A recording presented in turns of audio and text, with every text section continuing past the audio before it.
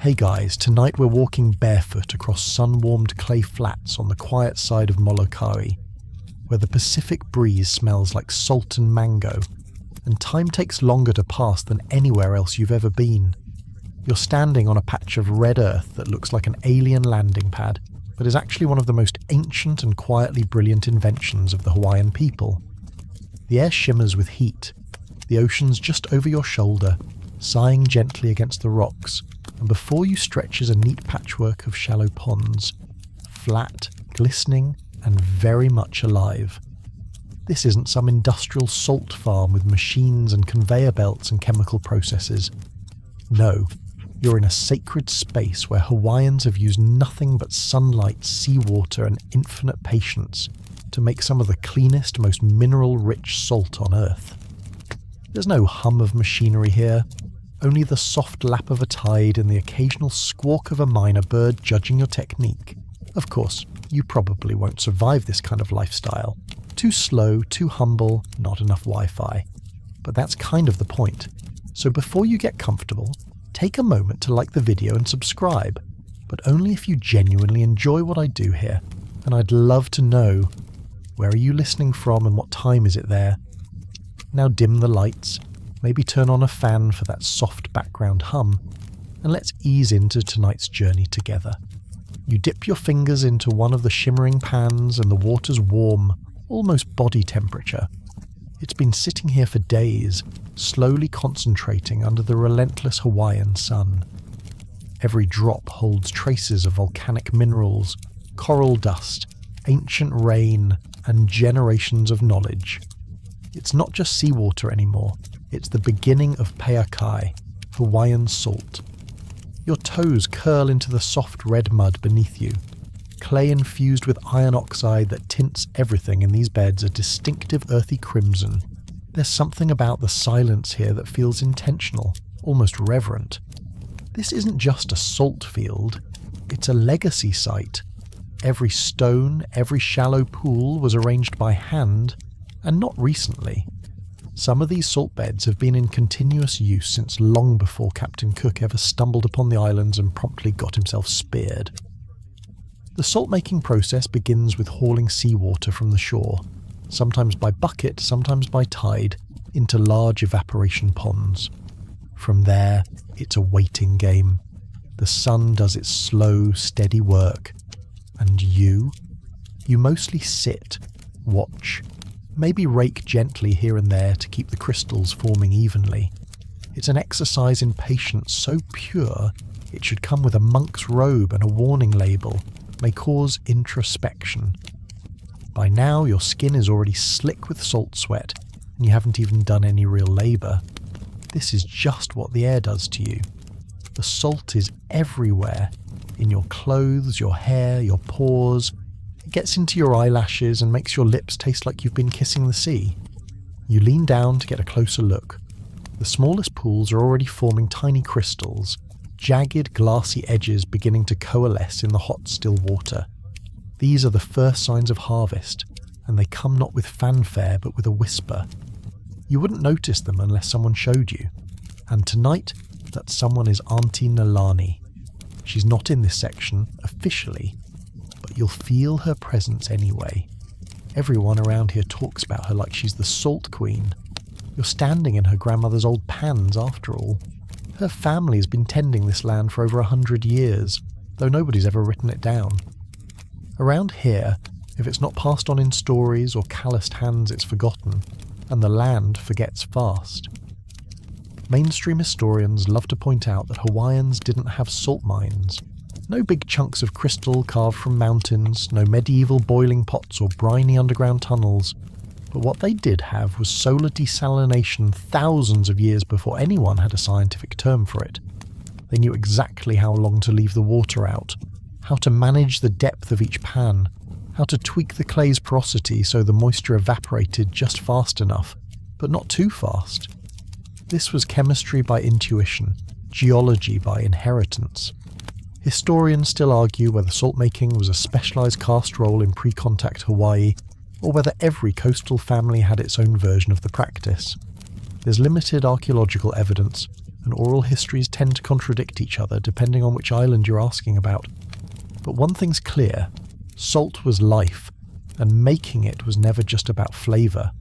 The salt here isn't white, not in the blinding, bleached, store-bought sense. It's pinkish, sometimes brick red, depending on the mineral content and how carefully it was harvested. When it dries fully in the sun, it takes on this faint shimmer, like powdered coral. It almost looks too pretty to eat, which is probably why so much of it ends up in ceremonial use rather than cuisine. And the smell? Not sharp like iodized salt. It's soft, faintly metallic, a little oceanic, with an undertone of something earthy, like crushed seashells and distant thunderstorms. You get why some people keep it in bowls near their doors instead of spice racks. As you walk along the edge of the salt pans, your shadow flickers over the red clay like a lazy ghost. There's no fence here, no private property signs, but you wouldn't dare step into someone else's lo'i pa'akai. These aren't mass-produced farms. They're individual plots, often passed down through families for generations. Even the shape of the stones around each pan tells you whose it is. Everyone has a slightly different stacking style, a personal architecture of intention. One uncle stacks his lava stones in an octagon. He says it channels the mana better. Another swears by circles only. Auntie Nalani's family likes a diamond shape, because it looks pretty when it catches the moonlight, she shrugs. Honestly, you believe her. But it's not just about the looks. The stones absorb heat during the day and release it at night, helping regulate evaporation. They also filter debris and keep rogue crabs from wrecking the whole setup. And you didn't think about the crabs until just now, did you? Fringe theory time. There's an old, mostly unverified belief that Hawaiian salt beds align with certain star paths, that the layout of some historic lo'i corresponds with constellations important in Polynesian navigation. Nobody's confirmed it with GPS or sky maps, but once you hear it, you can't unhear it. You start to see patterns in the placement, like the stars have fallen to earth and landed in salt. The sun dips a little lower now, casting long, sleepy shadows across the red clay. You wipe your face with the back of your hand, tasting that sharp mineral tang again. There's something soothing about this pace. You're not building empires here. You're not climbing any ladders. You're just watching water turn into something solid and essential, something timeless. And in this first salty breath of Hawaii's slow magic, you start to feel it. The quiet grandeur of making something small, with great care, and letting nature do most of the work. You rise slowly from the edge of the salt pan, brushing dried clay dust from your legs as a breeze rolls in off the channel. It carries a hint of plumeria and cooked taro from some distant kitchen, but mostly, it smells like ocean. Not the clean citrus-scented kind you get in a candle. This is real ocean, the kind that stings your nostrils a little with salt and old fish and sun-scorched seaweed. You inhale it anyway. You don't get to pick and choose with nature. You just take the full sensory package.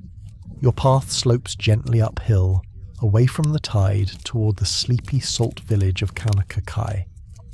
And when I say village, I mean a place so mellow you're not entirely sure you didn't just dream it up during a nap. There's one gas station, a general store that closes whenever the owner feels like surfing, and chickens. Always chickens. You get the feeling the chickens might be in charge. Kaunakakai doesn't brag. It hums, it dozes. Its residents wave lazily from porches or from inside trucks moving 3 miles an hour. And if you tell them you're here to learn about salt, they might squint at you for a second, just to make sure you're not making fun of them. Then offer you a folding chair, maybe a lukewarm bottle of guava soda, and a story that lasts 2 hours. In this town, salt isn't a side hustle. It's part of the bloodline. Auntie Nalani appears again, this time in full form. You find her at her family's salt beds near the edge of town, hunched over a bucket and muttering about the wind direction. She's wearing a broad straw hat that looks like it could double as an emergency canoe, and a t-shirt that says, in faded block letters, "Real salt, real slow." She doesn't pause her work as you approach, She just waves you closer with her chin and points to the ponds. "Which one's ready?" she asks. You look, you squint, you hesitate. "That one," you guess, pointing to a pan that looks especially glassy. She snorts. "You like mushy salt? That one's 2 days off. Look for sparkle, not shimmer." That's your first real lesson. Not all shine is the same in a salt bed. Sparkle means crystals. Shimmer means water. It's a subtle difference, like the one between a calm friend and a passive-aggressive one. But once you see it, you can't unsee it. Konakakai's salt beds aren't tourist traps. They're not trying to be authentic for Instagram. These are working beds, usually behind homes or tucked beside empty lots where mangroves tangle and kids chase pigs barefoot. Every family here who still makes salt does it a little differently. Some use plastic tarps to line their beds now. Others stick to clay and lava rock. Some filter their water through sand before pouring it in. Some don't bother. But no matter how it starts, it always ends the same way, with white knuckles and red hands gathering the day's treasure under a punishing sun. You pass a small shrine at the edge of a salt plot. A little wooden frame with shells, lei, and a photo of a smiling older man. "That's my dad," Lani says quietly. "He made salt even when nobody wanted it. Kept the beds clean even when they were dry for years." She shrugs, but her voice softens. "Now everybody wants it again. Funny, huh?" It is funny. Pa'ake, once a symbol of sacred ritual and ancestral knowledge, was nearly abandoned in the 20th century when people shifted to factory-made salt from the mainland. Some families let their beds go dry. Others covered them up entirely, embarrassed by what looked like primitive labour. But Kanakakai didn't give up. Or maybe it just forgot to stop. Mainstream fact for your brain. In the mid-1800s, Hawaiian salt production reached commercial levels, especially on Oahu and Kauai. Salt was exported by the barrel for preserving fish, beef, and even butter. But when refrigeration took over in the early 20th century, the demand plummeted. Most salt beds disappeared or got bulldozed for resorts. Molokai, ever the stubborn cousin, didn't follow suit. Too quiet, too remote, too proud. The town of Kaunakakai in particular clung to its pa'akai like it was grandma's favourite recipe, which, in many cases, it was. You take a break beside a cluster of kiawe trees, twisted, gnarled things with thorns like medieval weapons. Their shade is sparse, their personality even more so. You notice the ground beneath them is littered with fallen seed pods that crack underfoot like tiny bones. The old trees have guarded these salt beds longer than anyone can remember. Fringe tidbit time. There's a local belief that kiawe wood smoked near salt pans enhances the salt's spiritual potency. No one can explain why. Some say it's about the scent infusing the crystals. Others believe it's the tree's long memory seeping into the salt.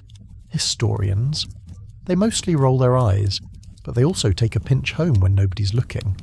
You wander deeper into the village where salt beds peek out from behind chicken coops and faded laundry lines. Some are pristine, neatly walled and levelled like they belong in a museum. Others are cracked and weedy, waiting for someone to remember them.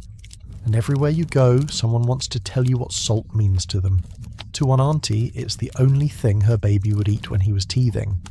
To one uncle, it's what he threw on his cousin's grave to keep the bad mana down. To one young boy, it's what he uses to win school science fairs, by recreating the ancient method in a shoebox on his roof. Salt is more than seasoning. It's memory. It's proof that you were here, that you did something small and careful and meaningful with your hands. And that brings us to the heart of Konakakai's identity. It isn't defined by conquest, castles, or capital. It's defined by slowness, by patience, by a kind of stubborn gentleness that doesn't rush, doesn't shout, and doesn't apologise for not being modern. Historians still argue whether Molokai's salt methods represent a direct line to pre-contact Hawaiian practices, or an adapted blend developed in the early 19th century. There just isn't enough written documentation, and much of the knowledge was deliberately kept off paper. Oral tradition rules here. An oral tradition can't always be fact-checked, but it can be tasted. You finally make your way back to the bed you started from, the one you guessed was ready. Nalani grins at you and hands you a rake with a smooth, curved handle, polished by decades of calloused hands. "Try again," she says. "This time use your nose." You lean close. There it is. A faint scent like rain hitting hot stone. That's the cue. That's when the salt's ready to be coaxed into form. Not scraped, not scooped. Coaxed. The sun is lowering behind the palms now, casting a soft orange light over the mirrored surfaces. In the reflections, you catch glimpses of sky, of tree, of yourself, salt-streaked, slightly sunburned, and grinning like an idiot who just found gold. Because in Kunakakai, that's exactly what salt is. You dream about the salt beds that night. Not the shimmering, postcard-perfect kind. These are strange, alive almost. The ponds rearrange themselves while you watch, flowing like lava, folding and stretching and humming a low, watery chant. You hear Auntie Nalani's voice, but it's coming from under the clay, echoing up through your toes. And somewhere in the distance, a conch shell blows long and low, like it's calling you to wake up, or warning you not to. You open your eyes. Molokai's morning doesn't scream itself awake, it yawns. The light slides gently over the hills and spills across the sleeping town. Roosters crow like it's a competition. The air is cooler now, softer, but still salty, always salty. You head back down the same footpath toward the salt pans, brushing past tall grasses that glisten with dew, and the occasional spiderweb so perfectly symmetrical you almost feel bad for ruining it. Nalani's already there, squatting beside a freshly drained bed. You don't say anything. She just tosses you a cloth bag and nods at the pan. "Ready," she says, "but only if you respect it." And you do. You ease into the morning's work, skimming a layer of delicate crystals from the surface like you're lifting snowflakes off a lake. They cling together in paper-thin clusters, crackling softly as you transfer them into the sack. Your fingertips sting slightly from yesterday's salt burn, but you keep going. The rhythm sets in. Bend, lift, shake, step, repeat. This isn't harvesting. It's a ritual. And you're starting to understand that you're not really collecting salt. You're participating in something ancient, slow and quietly precise. That word again, pa'akai. It's not just the Hawaiian word for salt. It literally means to solidify the sea. You're helping the ocean become something you can hold. Mainstream history likes neat boxes. It calls this solar evaporation, tucks it under the agriculture or industry category, and moves on. But the truth is blurrier. Hawaiian salt making doesn't just fit in one category. It's science, spirituality, and cuisine, all soaking in the same shallow pan. As the sun climbs higher, the colours change. The clay shifts from rust red to burnt sienna. The salt sparkles like crushed diamonds, and the sweat running down your back starts to sting again. You wipe your brow and squint toward the hill. There's someone else approaching. An older man with a limping gait and a laugh that arrives before he does. "Uncle Keone," Nalani says without turning. He limps up beside you, holding a cracked ukulele and wearing rubber slippers so thin they're more concept than footwear. He doesn't say much at first, just crouches down and runs a knotted finger through the salt. "Not bad," he mutters. "Little young. Should have waited half a day." Nalani sighs. "You always say that. And I'm always right." This is a salt debate. These happen a lot, and they're never really about salt. They're about timing, and timing is personal. Uncle Keone squints at you. "You know about the pig yet?" You blink. "The pig? Good. Nobody told you." He grins. "Fringe tidbit incoming. You ready?" There's a long-standing belief on Molokai that if a pig wanders into a salt bed and lies down, it's a blessing. It means your next harvest will be unusually pure and potent. But if the pig dies in the bed, cursed salt. Don't even bother salvaging it. Burn the pan and start over. No one knows where the story came from. No one wants to test it. You file that one away under, things that are not in textbooks, but still terrifying. And that's when it clicks for you. These salt beds aren't just for flavour, they're for luck, for health, for stories, for warnings. Historians still argue whether early Hawaiian salt was primarily ceremonial or culinary. There's evidence of both. Certain salts were clearly used in religious rites, offered at heiau, temples, rubbed into kapa cloth, even buried with chiefs. But other batches were traded, consumed, and stored in gourds for long voyages. What's certain is that not all salt was created equal, and not everyone could make it well. Uncle Keone leans against a palm tree and starts strumming his ukulele absently, the notes floating over the beds like drifting feathers. You think this is just salt, he says, but it's also protection. You salt your doorways, your thresholds, your dreams. When my nephew went to Vegas, I made him carry a pouch of peakai. Didn't gamble the whole trip. You raise an eyebrow. Didn't win either, he adds, but didn't lose big. Another local joke, dry as the clay you're standing on. Salt wasn't just spiritual armour, it was also medicine. Traditional practitioners used it to draw out infections, preserve poultices, and balance internal systems. Some say salt could cut the heat of certain spiritual ailments, meaning emotional unrest, bad dreams, or ancestral misalignment. If your night terrors returned, it might be time to change the kind of salt you kept near your bed. By late morning, the breeze picks up and carries a more modern scent, diesel. Somewhere nearby, a truck rumbles past, kicking up a trail of red dust. The world beyond the beds keeps moving, even if everything inside them feels like it's paused. You walk with Uncle Keone to his plot, smaller, rougher than Nalani's. He uses old beer bottles as border stones. One of them still has a label. It reads, Kona Longboard Lager, enjoy responsibly. He chuckles when he catches you staring. Salt keeps changing, he says. Sometimes you gotta mix old with ridiculous. You help him pour seawater into one of his beds. His method is different, less careful, more instinctive. I trust the sun more than I trust my memory, he explains. That's another lesson. Salt making isn't a monolith, it's a personal art. Everyone tweaks it, shapes it, plays with it. Some people swear by moon cycles, others by chicken behaviour. One auntie won't start a new batch unless she's dreamt of her great-grandmother the night before. You start to realise you're not just learning a method, you're being inducted into a way of feeling your surroundings. Before you leave Uncle Keone, he presses a tiny gourd into your palm. Inside, a tablespoon of coarse, pink salt. Your first batch, he says. Share it or hide it, but don't forget where you made it. And you won't. You walk back to Nalani's plot with the gourd in your hand, its warmth matching your heartbeat.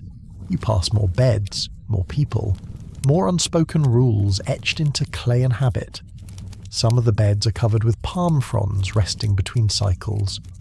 Others are filled with dark, almost brackish water, failures or experiments. Each one has a personality. This isn't just about making salt anymore. This is a landscape of memory, layered in generations. The clay holds stories. The wind remembers arguments. The salt tastes like ghosts. And you, beginner though you are, have started to understand what it means to shape the sea with patience. You wake to the sound of pounding. Not a storm, not a drum, just Auntie Nalani whacking a wooden post into the clay with a mallet roughly the size of a toddler. She's reinforcing one of her salt bed walls, and either the post is stubborn, or she's had a particularly strong cup of coffee. You watch from a distance for a moment, trying to piece together exactly what she's doing. It looks basic, primitive even. No measuring tape, no level, no contractor in sight. Just clay, lava rock, and brute memory. But here's the thing. These walls, they're everything. You finally wander closer. Want help? Nalani glances up. Only if you know how not to step where I just raked. You freeze mid-step, look down. Sure enough, your sneaker hovers an inch above a thin crust of pale crystals. You backpedal like a guilty squirrel. Today's lesson: whether you wanted it or not, is engineering by instinct. Because Pakai may be made from the sea, but without the right walls, it's just a puddle. What you're seeing now is the unsung part of Hawaiian salt culture, the infrastructure. Every salt bed on Molokai is a handcrafted shape. No two are identical. Some are circular, some rectangular, some somewhere in between, like a child tried to draw a square but got distracted halfway. But they all have one purpose: to control evaporation. Mainstream historical fact time. Early Hawaiians mastered water control techniques long before Western contact, evidenced in their sophisticated irrigation systems for taro, loe, and fish ponds, lokoie. Salt beds, though simpler at first glance, follow the same principle: directing and managing a natural resource with minimum interference and maximum patience. Auntie Nalani shows you the layers. The bottom of her salt pans is hard-packed clay, dug down until it forms a shallow bowl. The walls are made of crushed lava rock mixed with mud, shaped by hand and foot until they hold their shape. Sometimes she lines them with burlap or old kapa fabric, sometimes not. Depends on the season, she says. Depends on the ancestors too, which is not a joke. You help her press another stone into the wall. Don't shove it, she says. Place it. It should want to stay. You try again, gentler this time. The stone nestles into its little hollow like it's been waiting for you. Now she hands you a short stick and gestures to a cluster of new pans, still raw and muddy. Draw your lines, she says. You stare at the patch of clay like it's a blank page. What kind of lines? The kind that become salt beds. No pressure. You kneel, dig the stick into the clay, and start marking a rough rectangle. Nalani watches without comment. Then finally, not bad. A little greedy on the width though. You glance up. Wide beds dry slower, and they crack easier. You want balance, not ambition. It's a salty metaphor if ever there was one. She walks you through the math. A perfect pan, according to her method, should take 3 days to fill, 3 days to settle, and 3 days to dry. 3 is lucky, she says, except when it's not. Fringe tidbit alert. In some Molokai households, there's a quiet superstition about building or beginning anything salt-related on the 3rd Friday of the month. Supposedly, beds started on that day tend to collapse or yield discoloured salt. No one agrees on the origin of the belief. Some blame moon cycles, others a legendary pig incident, again with the pigs.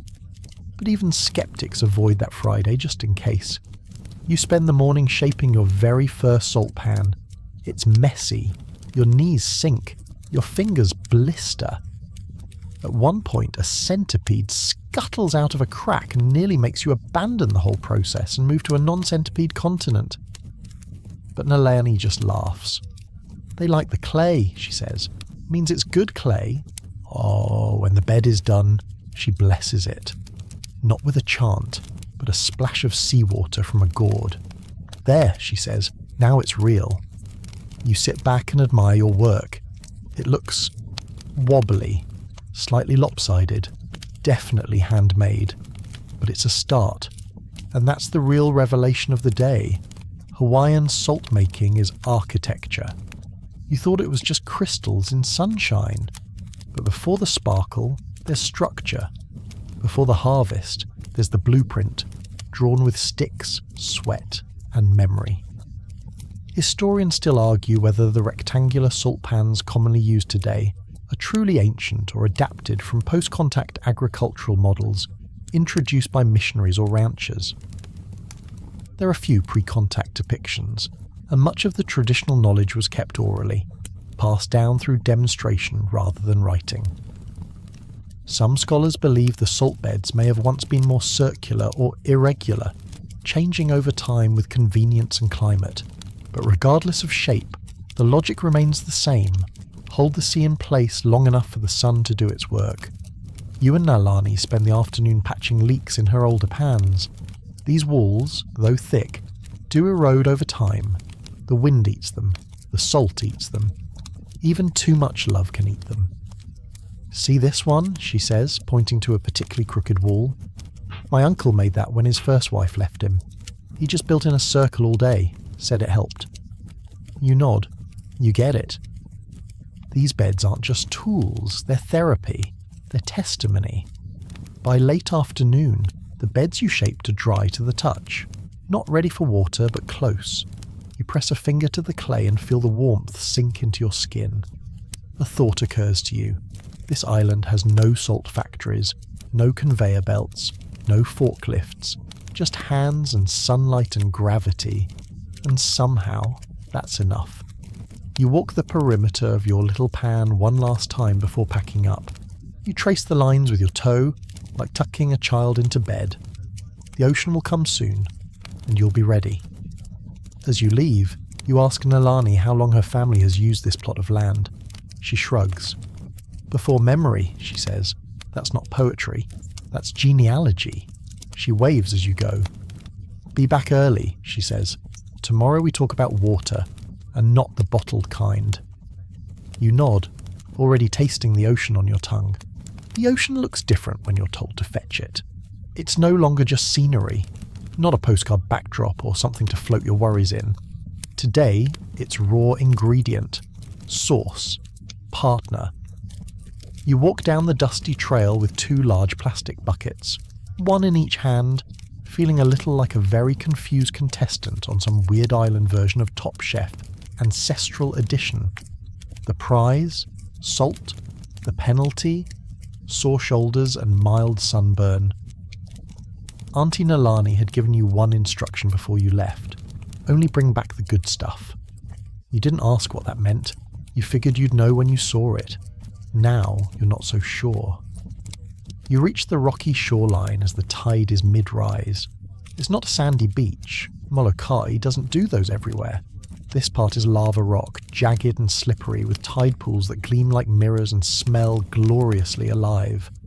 The surf crashes nearby, then retreats in foamy swirls. The air is thick with salt. Not just smell, but taste. You lick your lips and feel it coat your teeth.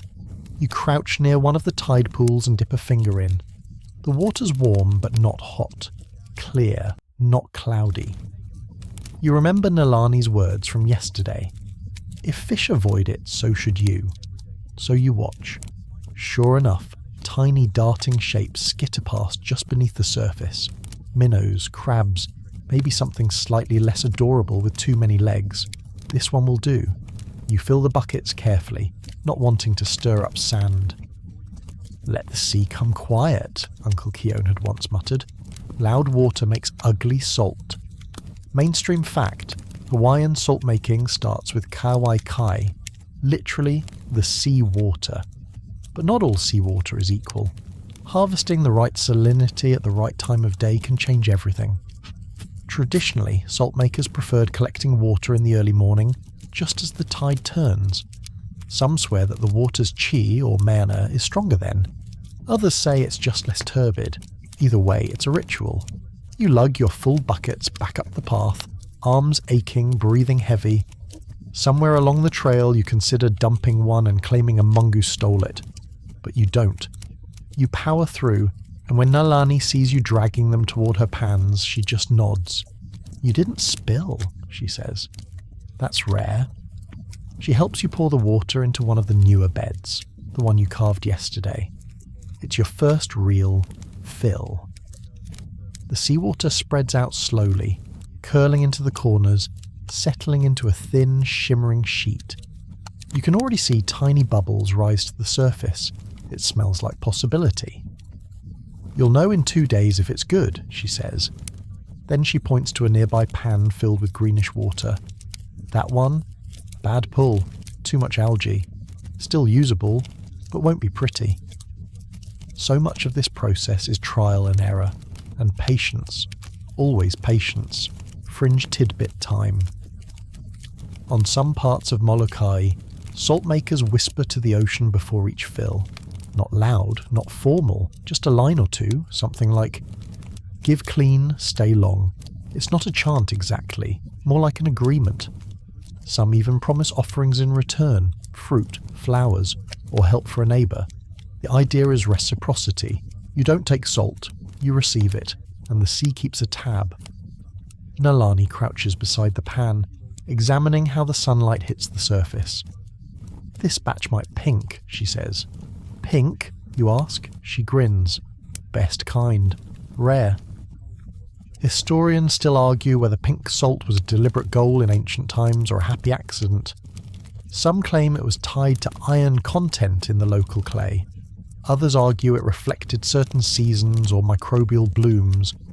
What's undeniable is that pink salt was, and still is, considered premium. Not just for its colour, but for its mineral complexity and its visual echo of the island's red earth.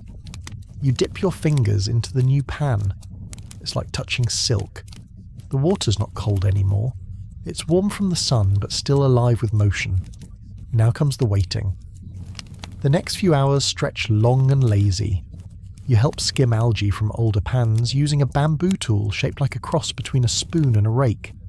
You fold old tarps over a drying bed to protect it from wind-blown dust. You sit in the shade while Nalani drinks from a thermos and tells you about the time lightning hit a pan during a freak storm, and the salt afterward came out jet black. No one dared use it. They buried it under a breadfruit tree and waited a year before reclaiming the spot.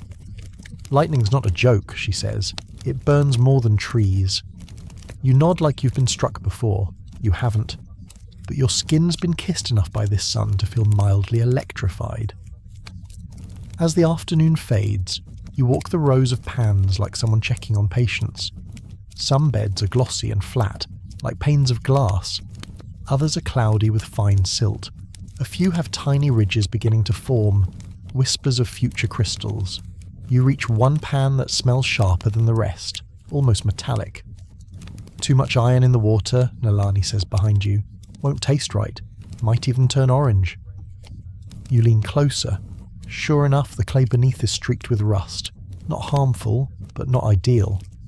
"Dump it?" you ask. She shakes her head. "No, let it settle. Sometimes it changes its mind." That's another lesson.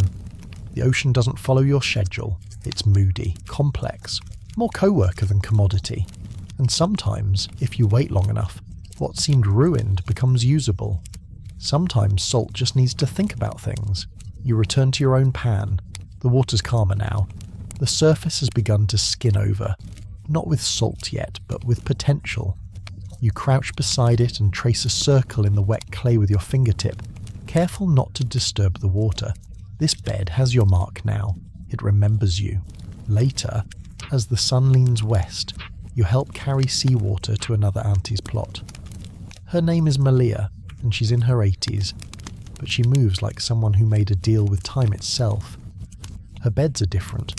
Smaller, tighter, ringed with shells for decoration. "You're the new one," she says, sizing you up. You nod. "Your shoulder's still soft," she observes. "Give it a week." You laugh, then wince. She's not wrong.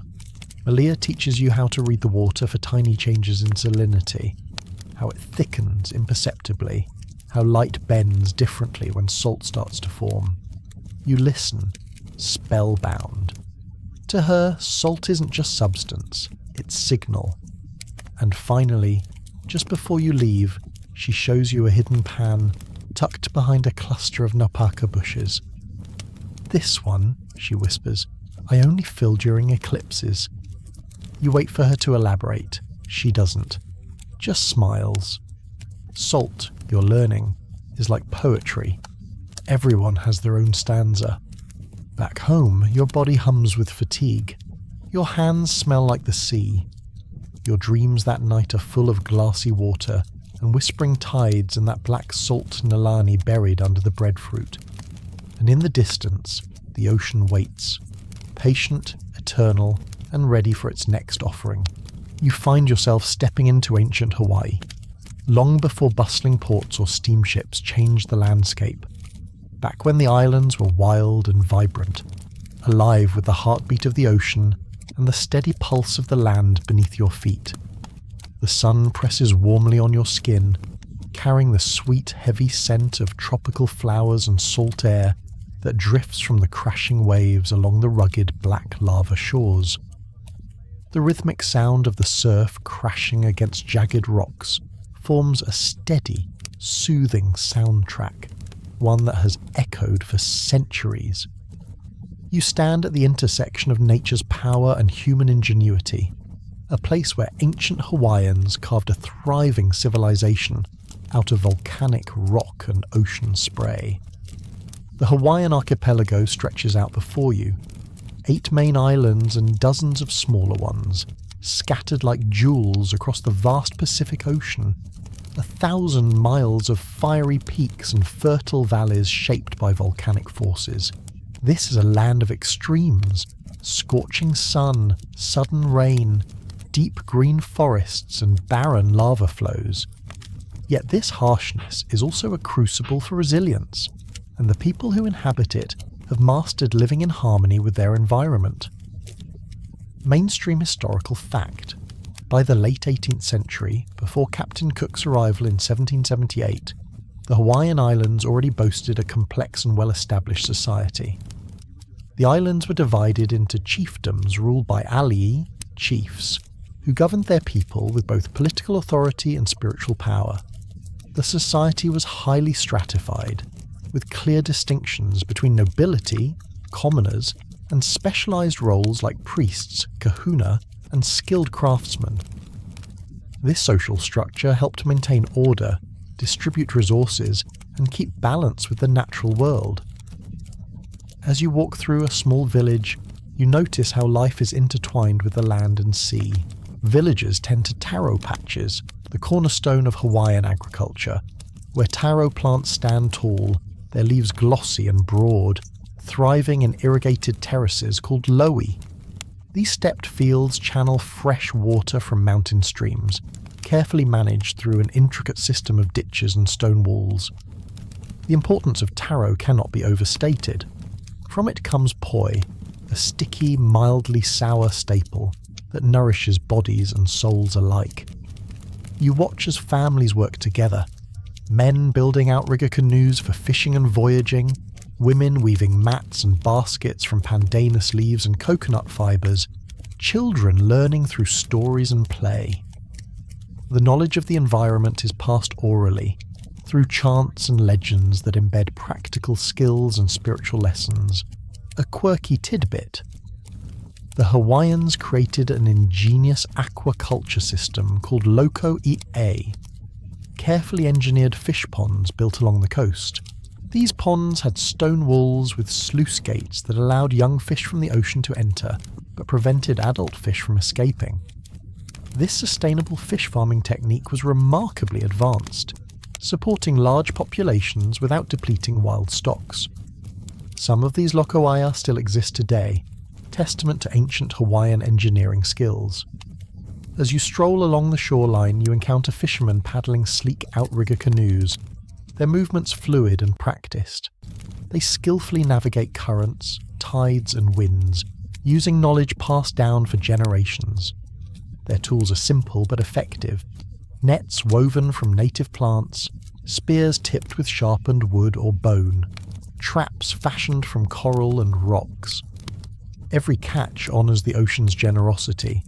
Overfishing is unheard of because the kapu system, a sacred code of conduct, regulates when and how fishing can occur. Speaking of kapu, you sense its pervasive presence in daily life. This system of sacred laws governs social conduct, food restrictions, gender roles, and religious practices. For instance, certain foods like bananas and pork are forbidden to women. Some areas are off limits without chief permission. Touching the royal personage or certain sacred objects is strictly prohibited. This complex code maintains order and respects the mana, spiritual power that flows through people, places, and things. The spiritual life is inseparable from the physical. You watch as a kahuna priest leads a solemn ceremony at a heiau, a stone temple built to honour gods and ancestors. Offerings of fish, taro, and feathers are made with reverence. Chants fill the air, and the community gathers to ask for blessings. Good weather, bountiful harvests, protection from enemies. Religion here is woven into every aspect of existence, a living thread connecting past, present, and future. Historians still argue whether Hawaiian aquaculture and agricultural practices developed in complete isolation, or whether they were influenced by the great Polynesian migrations that connected islands across the Pacific. Evidence suggests a blend of both, deep indigenous innovation enhanced by the shared wisdom of seafaring ancestors who navigated vast ocean distances and settled remote lands. Back in the village, you join the preparations for Makahiki, the year-end festival honouring the god Lono. This season is marked by games, feasts, religious ceremonies, and a temporary suspension of warfare. The air fills with the rhythmic beat of pahu drums and the sweet melodies of mele, chants telling stories of gods, chiefs, and creation. Dancers sway gracefully, their hands painting pictures of waves, wind, and stars. This celebration renews social bonds and the relationship between people and the divine. You taste freshly caught fish grilled over an open fire balanced by the earthy sweetness of taro poi. The feast is a shared joy, a moment of abundance and community after months of hard work tending land and sea. Children run and play, elders tell stories, and the stars begin to emerge, sparkling like distant lanterns in the clear night sky. You realise that this ancient Hawaiian world, so deeply connected to nature and spirituality, is both delicate and resilient. The environment shapes human life, but human ingenuity shapes the environment in turn, crafting sustainable systems that nurture generations. The kepu system, the fish ponds, the terraced fields, all are threads in a rich tapestry of balance and respect. Yet, beneath the surface of this thriving culture, there is an unspoken tension. The first contacts with European explorers will soon bring new diseases, goods, and ideas, disrupting the natural and social order. But for now, you stand in a moment of harmony, an ancient Hawaii alive with tradition, innovation, and the enduring spirit of its people. As the night deepens, the stars guide voyagers across the vast Pacific, their navigation a blend of science and intuition, reading waves, winds, and constellations. You feel the manner of this land and sea, the energy that courses through all things, binding past to present, island to island, people to their gods. This is Hawaii before it changed forever, a world that laid the foundation for everything that would come after. And as you close your eyes, carried by the lullaby of waves and the whisper of the wind, you carry with you the pulse of this ancient place, steady and strong. Your salt has dried, and now it waits. Waiting is a theme out here. Nothing's rushed, nothing is pushed before its time. Not the pans, not the sea, not you. Even the salt knows this. It rests patiently on the drying trays, warm under the sun, humming its crystalline song. You sit beside it with a woven basket between your knees, ready to begin the next step, sorting. But first, Nalani places a strip of dried tie leaf in your hands and tells you to breathe. Breathe in what it took to get here, she says, and breathe out anything you don't want your salt to keep. You're not sure whether it's ceremony or stretch break, but you do it anyway. Inhale, salt, sea, sun. Exhale, doubt, distraction. Maybe that weird joke you made yesterday about farm-to-finger seasoning. Now you're ready. Sorting salt is more intimate than you expect. You don't dump or scoop. You listen. You sift the salt slowly, picking through it by hand. Large flakes go to one side, finer granules to another. Anything with too much debris, clay dust, insect wings, a rogue hair, gets gently brushed aside. Mainstream fact: in traditional Hawaiian salt production, salt wasn't just a bulk commodity. It was sorted by type and quality. Alea salt, for example, blended with red clay, was used primarily for ceremonial or medicinal purposes. Fine white salt, or pa'akai keokeo, was ideal for preserving food. Coarser salts were stored for long journeys or communal use. Each had its purpose. Your own pile begins to shape up. You have a good mix, several handfuls of fine flake, some pyramidal gems that crunch perfectly between your fingers, and even a few rose-tinted clusters. Nalani eyes those last ones and sets them gently aside. "These are gift salt," she says. "You only give that when you really mean it." You nod solemnly, then immediately wonder, does Instagram count? Fringe tidbit. Some older Molokai families used to tuck a single pink salt crystal into the corner of a baby's blanket. Not for flavour, obviously, but for protection. Salt remembers the sea, they'd say, and the sea knows how to carry things safely. It wasn't a widespread practice, but if you knew someone who knew someone, you could still hear whispers of salt charms tucked into pockets or stitched inside travelling cloaks. Once your salt is sorted, Nalani shows you how to store it. Not in plastic. Never that. She brings out a set of old glass jars, their surfaces misted with salt fog, and hands you a bamboo scoop. "These were my grandmother's," she says. "She'd scream if I used Tupperware." You ladle the salt into each jar, layering in dried leaves and a bit of charcoal at the bottom to wick moisture. The final step is sealing it with a strip of cloth tied tightly with twine. Now comes the part you didn't expect. Gifting. She gives you 3 jars, one for yourself, one to trade, one to give freely. "That's the rule," she says. "Salt isn't just kept, it moves." Historians still argue whether salt exchange in old Hawaii was economic or symbolic. Clearly salt had value, especially in places without easy access to shoreline evaporation. Inland communities traded taro or kapa cloth for salt regularly. But there are stories, dozens of them, of people walking for days to give salt to relatives without asking for anything in return, as if the giving itself was a form of remembering. You tuck one jar under your arm and head into town with Nalani. The town is small, a cluster of buildings, open air and quiet. Chickens patrol the gas station. Kids play under a mango tree that's older than your great-aunt. You walk the dirt path to a wooden house where a man named Kaleni sits stringing kukui nuts. He eyes your jar and raises his eyebrows. "You made that?" You nod, proud. Your shoulder is still sore, but your grin is real. He takes the jar, opens it, smells it like a sommelier. Then he hands you a small wrapped parcel. Inside, dried bananas dipped in honey and lime. You blink. "You didn't have to trade," you say. He shrugs. "Didn't say I was. Just felt like sharing." And that's the heart of it. Pa'akai, Hawaiian salt, literally means to solidify the sea. But metaphorically, it binds people, connects moments, turns effort into memory. You gift your second jar to a girl named Momi, who helped you carry buckets your first day. She gasps like you just gave her a puppy made of glitter. Your third jar you keep, for now. On the walk back, Nalani tells you about her uncle who used to carry salt wrapped in tea leaves during the war. Not to eat, to hold.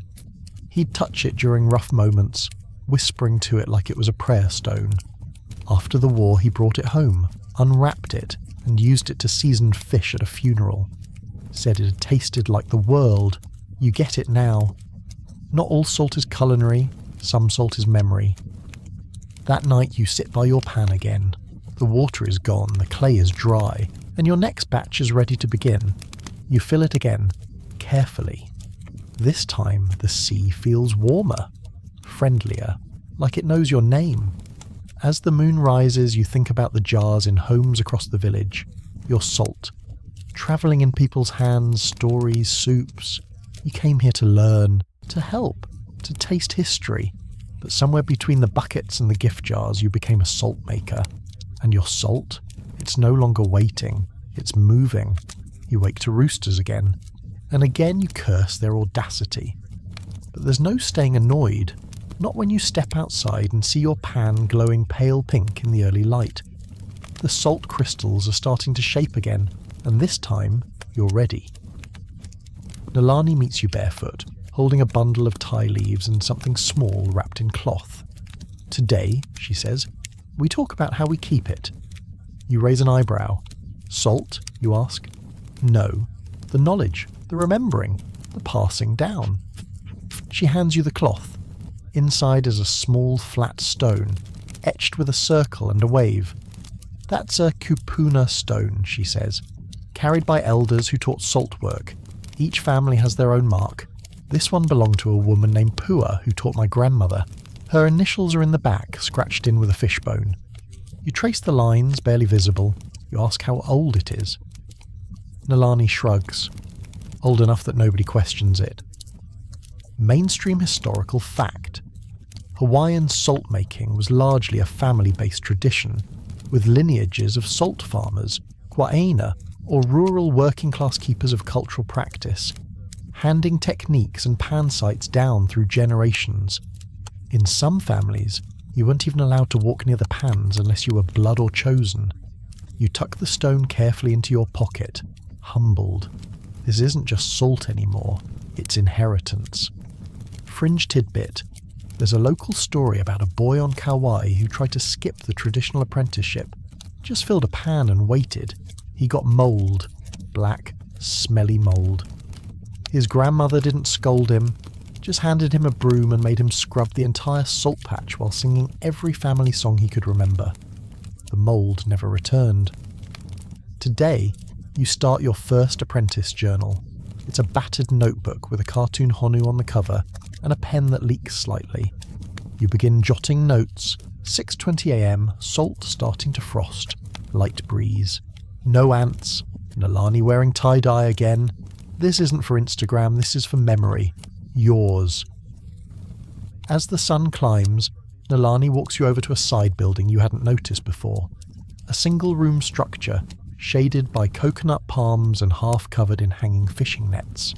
Inside, shelves, hundreds of glass jars, each labelled with a date and a name. These are salt logs, she says.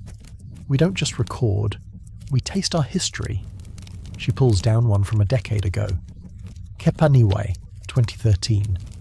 The salt inside is slightly pink, with a faint shimmer. You taste it on the tip of your finger. It's richer than yours, slightly metallic, sharp. That was a heavy rain year, she explains. You can taste the red clay and the sting of wind. It was a grieving season. We lost someone that month. You stare at the jar, suddenly realising this isn't seasoning. It's biography. Each batch tells a story, not just of salt, but of time, place, feeling. The salt is different depending on who filled the pan, who stirred the water, who skimmed with calloused hands, and who whispered lullabies over drying trays. You learn to label everything. Date, time, weather, tide, mood, even who visited that day. Salt remembers, Nalani reminds you, so write it all down. Historians still argue whether salt was ever written about by early Hawaiian salt makers, or if it was entirely oral tradition. There's little documentation pre-contact, but post-contact journals, especially those from 19th century missionaries and naturalists, mention salt women and sun farms with awe and mild confusion. Most scholars now believe written records were rare, but memory itself was structured through mo'olelo, stories, and salt was one of their recurring metaphors. You add your own mo'olelo to the margins of your journal. A sketch here, a quote there.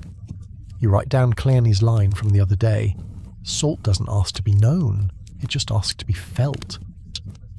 You try to draw your pan from memory. It ends up looking more like a square donut. You laugh and label it anyway. The process becomes meditative. Fill, skim, dry, record. You lose track of days, but your notebook doesn't. It starts to swell with scraps and salt dust. Your fingers are permanently white at the tips, and your nose can now distinguish the difference between ocean breeze salty and pan-ready salty. You begin experimenting. You change the tilt of your pan. You fill one slightly deeper than the other. You filter one batch of seawater through coconut fibre and let another sit for a day before pouring. The results? Subtle, but meaningful. Your flake salt comes out with sharper edges. Your fine salt develops a faint mineral warmth. You start dreaming of crystal shape. Nalani catches you holding a magnifying glass to one of your flakes and just mutters, "Welcome to the club." Soon it's time to teach someone else. You don't think you're ready. But Nalani says that's the point. She introduces you to Keone, a wiry teenager with a tendency to hum pop songs under his breath. He's been sent by his auntie for the summer, wants to earn some money, wants to be anywhere else, clearly. He rolls his eyes at your pan, calls it salt TikTok. You say nothing. You hand him a broom. He groans. You say, "This part is sacred." He doesn't groan again. The next morning you wake him before dawn and make him sit by the pan in silence for a full hour. He fidgets, whispers, complains. By the third morning he asks you, "Did you know salt can look like feathers if the sun hits it sideways?" You smile. By the end of the week he's sketching salt shapes in your notebook and writing bad poetry in the margins. The knowledge is moving. Again. At dinner you read aloud a journal entry from 3 weeks ago. Nalani listens, eyes closed. When you finish, she nods and says, "That's how we stay alive. Not by hoarding, but by handing down." The next night you wrap one of your best flakes in tea leaf and tuck it inside the journal. You seal it shut and mark the date. This is your first archive. Salt has turned you into a historian, a poet, a memory keeper, and now the stone in your pocket doesn't feel borrowed. It feels earned. You're raking today. Long, deliberate strokes across a wide salt pan with a wooden tool that looks suspiciously like a medieval pizza paddle. The grains are stubborn, clinging, huddling, resisting their invitation into piles. But you keep at it, because today is all about ritual maintenance. That's not the term Nalani uses, of course. She just says, "We clean house." But her tone is reverent, almost priestly. This isn't busy work, it's devotion. As you rake, she points to the corners of the pan, the places where salt tends to clump and darken. "That's where impatience hides," she says. You laugh, until you realise she's not joking. Mainstream historical fact. In the Hawaiian practice of salt making, especially on islands like Hawaii and Molokai, ritual maintenance was considered essential to both product quality and spiritual integrity. Pans had to be ritually pure to produce the finest, whitest flakes. Some families timed their cleaning around the moon cycle, especially during the Hilo moon, a period associated with new beginnings and careful preparation. You pause to wipe your brow. Keone tosses you a chunk of chilled coconut and says, "We're basically monks, huh?" You nod. And for a moment the image fits. Sunburned monks of the salt path, sweeping wisdom into tidy rows. Today, you're also prepping for your first salt blessing. It's not a public event. No drums, no lays, no Instagram reels. Just a private ceremony in the back corner of the salt patch, marked off with lava stones and a dried leaf windbreak. Nalani explains that her family performs these blessings when a batch is especially meaningful, like after a major storm, a birth, or someone's first solo pan. Yours qualifies.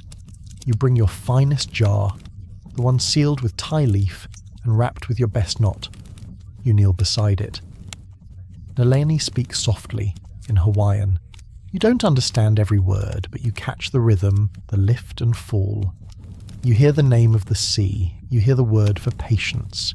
You hear your name wrapped inside the chant like a thread pulled through cloth. And then, silence.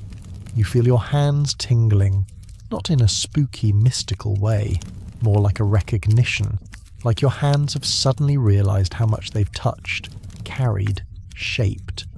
You walk away a little slower, holding the jar like it contains more than crystals. Fringe tidbit. Some families used to keep a tiny pinch of blessed salt in a hollowed kukui nut, strung on a cord and hung near the door. It wasn't for luck, it was for balance. If arguments broke out, someone would touch the salt to remind the room that even the sea needs rest. That night, Nalani introduces you to a new kind of ritual maintenance, listening, not just to the salt, to the world around it. You lie flat on your back beside the pan, letting the ground cool your shoulders. Above, the stars slice the sky like they've been individually polished. The sea murmurs in the distance, and the breeze threads through the grass like someone whispering secrets. Everything tells you something, she says, even silence. Historians still argue whether salt-making rituals were religious, practical, or a fusion of both. Some scholars point to the kahuna, Hawaiian priests, who blessed land, water, and harvests, arguing that salt-making likely involved spiritual protocol. Others believe most of the practices were simply wise observation rituals dressed in reverence. But out here, it hardly matters. The reverence is the utility. You start to notice things. How the ants march differently on humid days. How certain birds only appear when the salt's almost dry. How your own breath changes when you're in sync with the process. Ritual maintenance becomes daily choreography. Inspect the pan, sweep the lines, check for mildew, record in the journal. You add drawings of your tools. You give them names. Big scoop, scritchy broom, the rake that hates you. Keone thinks you're weird, but then you catch him naming his own scraper. Kaimana, the blade of doom. Progress. One morning a wild pig stomps through the patch and knocks over one of your near-dry trays. At first, you panic. Then you watch in stunned horror as the pig straight up eats a chunk of your flake salt and walks away smugly. Nalani sighs. They always go for the good batch. You clean, refill, and re-bless. It's annoying, but it's part of the rhythm now. Even mischief has a place. To balance the frustration, you start a new tradition. Sunset salt counts. At the end of each day, you and Keone line up your jars, count the batches, and whisper something you learned. One jar, one lesson. I learned that salt can melt if you leave it near the fire, Keone says, sheepish. You smirk. I learned that pigs are jerks.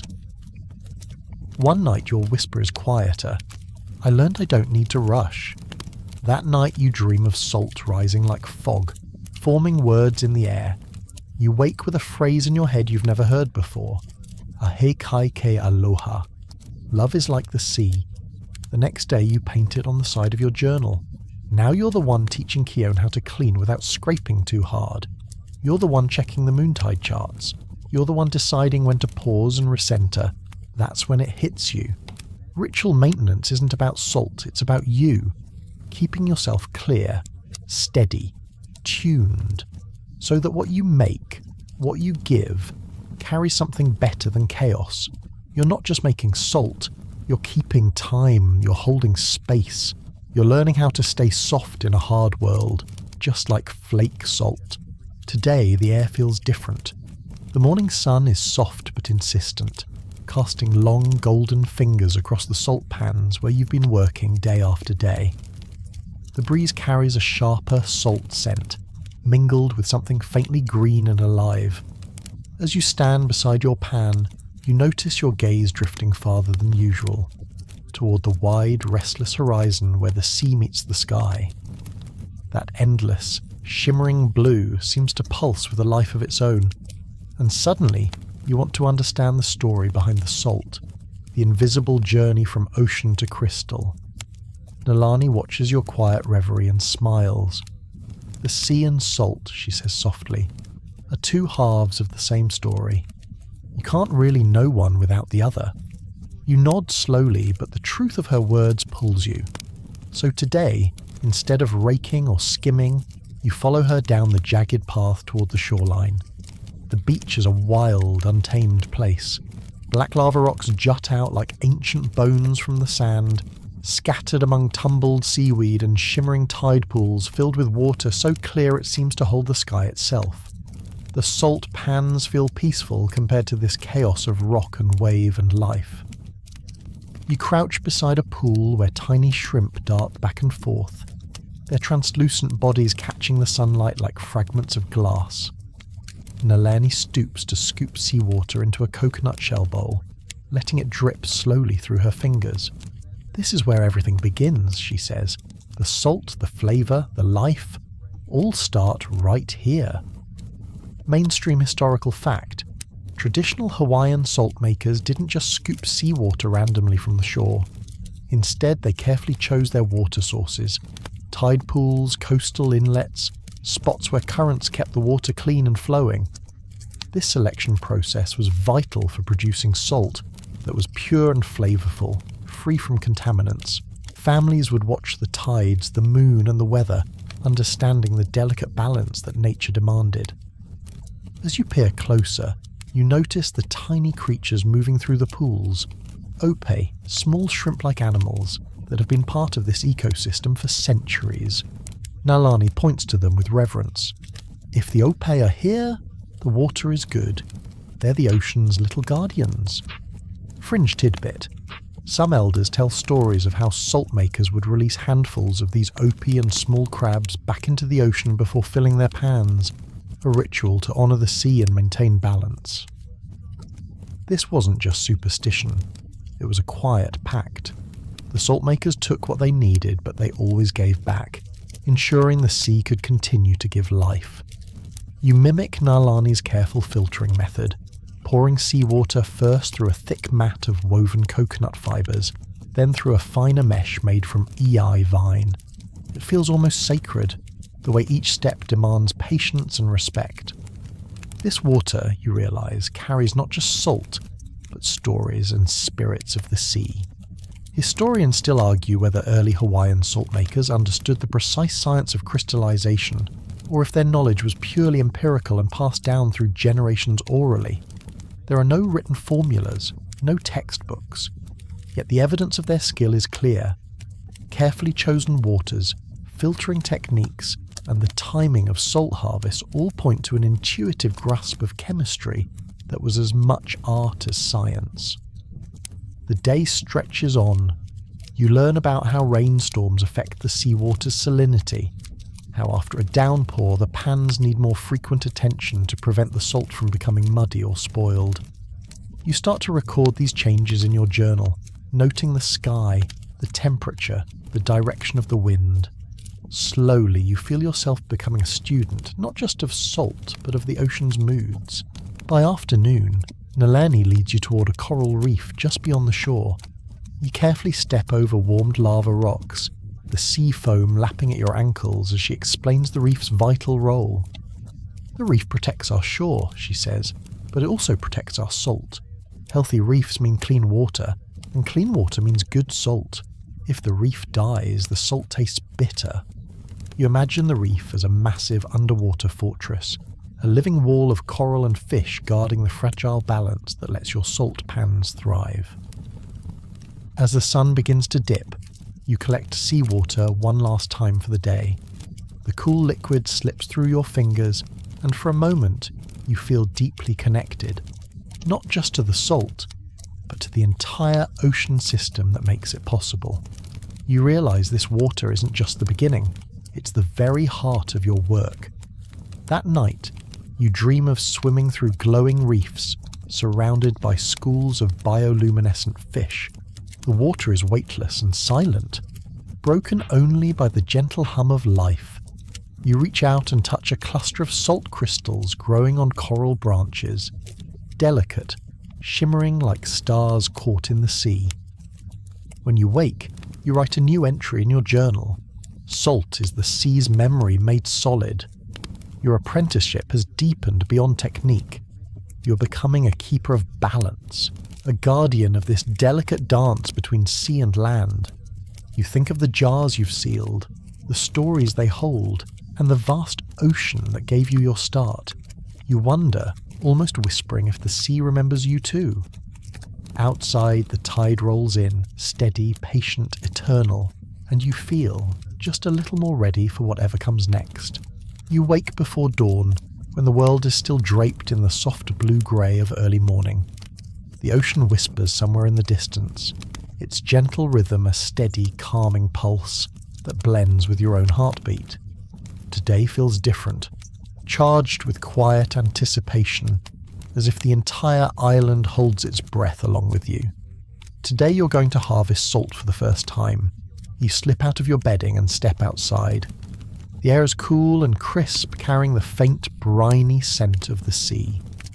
Ahead, the salt pans lie like vast mirrors, their surfaces glazed with the delicate shimmer of early crystals catching the first pink and gold rays of dawn. The sun, just peeking over the horizon, seems to tiptoe toward the sky, promising warmth and light. Nalani waits for you by one of the larger pans, her silhouette a steady presence. In her hands are the tools of the trade, a long-handled wooden rake and a shallow, wide scoop carved from koa wood, their surfaces worn smooth by years of use. "This is the moment," she says softly, "the harvest, when the sea gives back what you've patiently coaxed from her." You feel a mix of excitement and nervousness. Up until now, you've been an apprentice, learning the slow, delicate rhythms of tending the pans, filtering seawater, and skimming off impurities.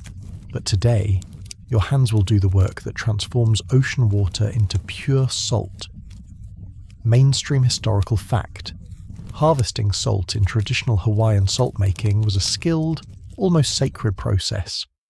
Salt crusts could be delicate and fragile, and the wooden tools, rakes, scoops, ladles, were crafted carefully from native woods such as koa or kukui.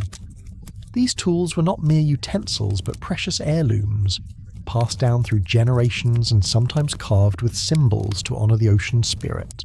The salt makers knew exactly when to harvest, gauging the thickness and texture of the crystals, the heat of the sun, and the moisture in the air. You kneel at the edge of the pan, feeling the cool air brush your skin. The salt crust crunches softly beneath your fingers as you press the rake lightly against it. There's a satisfying scrape and crackle as the salt loosens from the pan's clay bed, forming small, sparkling mounds. Each movement must be gentle yet precise. Too much force and the crystals break. Too little, and the salt stays stuck. Fringe tidbit. Some salt makers believed that the first handful of salt harvested each season had to be returned to the ocean in a ritual offering, a gift to honour the sea goddess Kanaloa and ensure future abundance. If this ritual was forgotten or skipped, the salt was said to turn bitter or spoil quickly. A whispered legend tells of an island where the saltmaker's curse haunted harvests for decades because the offering was neglected. While no written records confirm this, many practitioners still observe the custom as a mark of respect. You continue carefully gathering the salt, noticing how the crystals vary. Some are flat and translucent like tiny sheets of ice, others rough and chunky.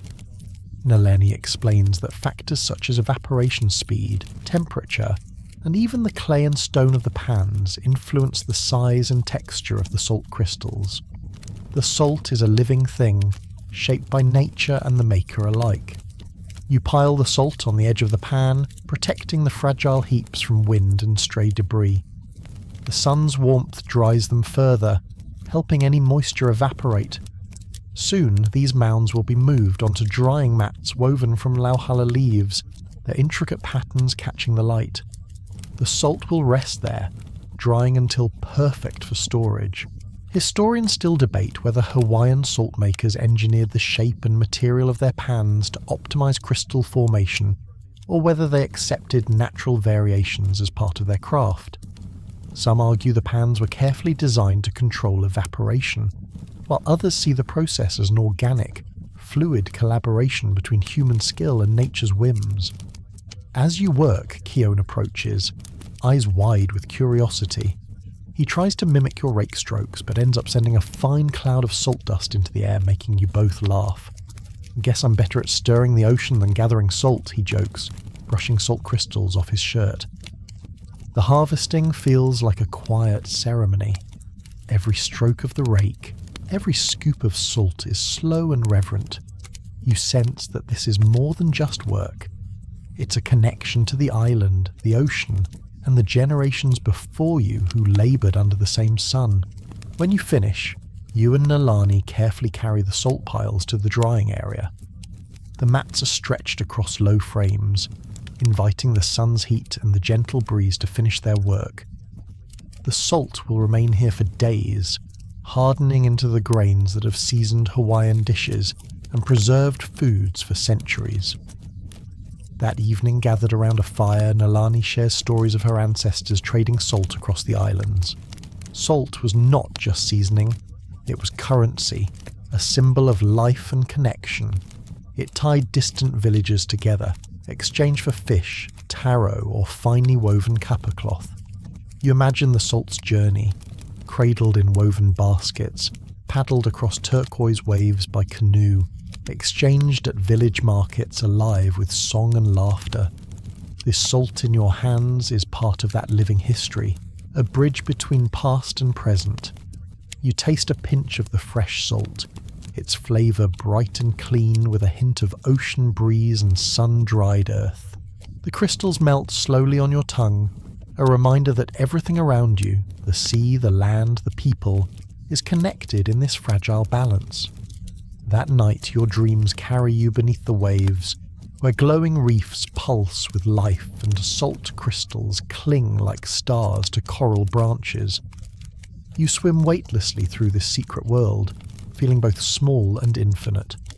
Waking, you write in your journal, "Salt is the sea's memory made solid." You realise your apprenticeship has grown beyond technique to something deeper. You're becoming a keeper of balance, a guardian of the dance between sea and land. You think of the jars you filled, the stories they hold, and the vast ocean that gave you your start. You wonder if, somehow, the sea remembers you too. Outside, the tide rolls in, steady, patient, eternal, and you feel just a little more ready for whatever comes next. You wake with the sun now stretching its golden fingers over the island, casting warm light on the drying mats where the salt has been resting all morning. The air smells crisp and salty, filled with the mingling scents of ocean spray and sun-warmed earth. As you step closer to the mats, you notice the salt grains glistening like tiny diamonds scattered across the woven leaves, their coarse texture inviting your touch. Today, you're going to learn how to prepare and preserve this salt, not just as a kitchen staple, but as a treasured gift, a symbol of connection between the sea, the land, and the people who call this island home. Nalani is already there, moving with practiced ease. She gathers handfuls of the salt, her fingers nimble and sure. The salt is light, a little dusty in your palm but solid, a far cry from the thin crust you scraped off the pans just days ago. She hands you a basket woven from hala leaves, flexible yet strong, with a subtle honeyed scent from the sap still lingering in the fibres. You've watched her make these baskets many times, but holding one yourself feels different. It's not just a container, it's part of the island's living tradition, a vessel carrying not only salt but stories and history. Mainstream historical fact: in traditional Hawaiian salt making, salt was carefully packed into woven containers such as pahu or jars crafted from natural materials like clay or gourds. These packages were designed to protect the salt from moisture and impurities while making it portable for trade or gifting. Salt was so precious that its preparation and storage were treated with reverence. It was considered a form of wealth and a symbol of hospitality. Salt could be bartered for fish, taro or kapa cloth, and was even used in sacred ceremonies, highlighting its significance beyond mere seasoning. You scoop salt slowly, feeling the weight of the tiny crystals shifting in your hands. The salt carries a subtle fragrance, not just the sharp, briny tang of the sea, but an earthy undertone, a whisper of volcanic soil, the warmth of the sun and the cool night breezes. It's as if the island itself has infused each grain with its own essence. You realise you're not holding just salt, you're holding a story of place, patience, and patience's reward. Fringe tidbit. Among some salt makers, there is a belief that wrapping salt in certain plants, such as tea leaves, hala, or even awa bark, does more than preserve it. It imbues the salt with spiritual qualities. These plants are thought to protect the salt from spoilage and negative energy. Families often guard their wrapping techniques and recipes as precious secrets passed down through generations, adding a layer of ritual magic to what might otherwise seem like a simple act of packaging. As you fill the baskets, Lani explains that salt was vital not only for flavouring food, but also for preserving fish and meat. Before refrigeration, this preservation technique extended the bounty of the ocean well beyond the day's catch, allowing coastal communities to store and trade food. The The salt's drying and packaging process ensured it stayed pure and dry, ready to season feasts or strengthen ties through gift exchanges. Historians still debate whether the elaborate packaging and trade of salt across Hawaiian Islands held primarily practical economic value, or whether it also served deeper social and religious functions. Some scholars argue salt was a sacred offering in ceremonies related to the ocean gods and ancestors, while others suggest it was primarily a commodity that facilitated inter-island trade and social bonds. The truth, as in much of history, probably lies in a blend of both, a sacred economy wrapped in practical necessity. By late morning, your baskets brim with freshly harvested salt, now ready to be distributed. Nalani teaches you how to wrap each bundle carefully with fragrant tea leaves, folding them so the salt is snug and protected, then tying the bundle with strips of fibre from coconut husks. The wrapping is almost an art form, each fold deliberate and precise, each knot a silent promise of respect for the sea's gift. You watch as neighbours and friends arrive, carrying baskets of fish, taro, and freshly picked fruit. They exchange gift with quiet smiles and nods of thanks, a ritual dance of reciprocity and respect. Salt is at the heart of these exchanges, a symbol of abundance and connection, a way of saying, we see you, we honour you, we share. The warmth of the sun and the soft hum of life around you deepen your sense of belonging. You see the salt no longer just as a resource, but as a thread weaving the community together. That evening, sitting by the fire with Nalani and Keone, you take a small pinch of salt and taste it. The flavour is bright and clean, with subtle hints of the earth and ocean mingling on your tongue. It's a reminder that even the simplest things carry layers of meaning and memory. Your thoughts drift to the many hands that shaped this salt. The ancestors who built the pans, the fishermen who harvested the sea's bounty, the weavers who crafted the baskets. You realise your role is part of a much larger story, a link in a chain that stretches back through time. As night deepens, you journal your thoughts. Salt is not just a flavour, it is a connection, a memory of sun, sea and soil held in my hands. Outside, the island breathes softly under a blanket of stars, and you feel the steady, patient rhythm of life here, rooted in respect, shaped by nature's gifts, and carried forward by those who honour them. You are ready now to carry this knowledge forward, to become a keeper of tradition and a guardian of the delicate balance between ocean and land. You awake to the gentle caress of dawn's first light, the air filled with the faint salty tang of the ocean mingling with the sweet fragrance of blooming hibiscus nearby. The world around you stirs quietly, the rustle of palm fronds in a soft breeze, the distant call of seabirds, and the steady pulse of waves meeting shore. Today, you're drawn toward the water's edge, where an ancient and intimate relationship unfolds between salt, fish, and the people who depend on both. As you trudge barefoot across the cool sand, you watch fishermen preparing their day's catch with practiced hands, their canoes resting gently on the surf. The gleaming fish, ama, mullet, opalu, mackerel scad, and the prized oio, bonefish, flash silver and blue under the soft morning sun. The air hums with a mingled sense of sea salt, fresh fish, and the wood smoke from nearby cooking fires, creating a sensory backdrop to a scene that has played out countless times over centuries. The salt you've helped harvest from the sun-baked pans inland is about to take centre stage in this daily ritual. It is far more than a mere seasoning here. It is the lifeblood that enables preservation, trade, ceremony and survival. Watching the fishermen carefully sprinkle the crystalline grains over their catch, you begin to understand how salt's magic transforms fresh fish into lasting sustenance. Mainstream historical fact. Long before refrigerators and iceboxes, Hawaiians relied heavily on salt curing as a method to preserve fish. After cleaning the fish meticulously, removing guts and scales, they layered the fish with salt inside containers known as umeke, typically wooden bowls, or packed them into woven baskets lined with fragrant leaves. The salt drew moisture out of the fish, inhibiting bacterial growth and enzymatic spoilage. This technique allowed families and communities to store protein-rich food for weeks or even months, crucial for survival during times when fresh fish was scarce or during extended voyages.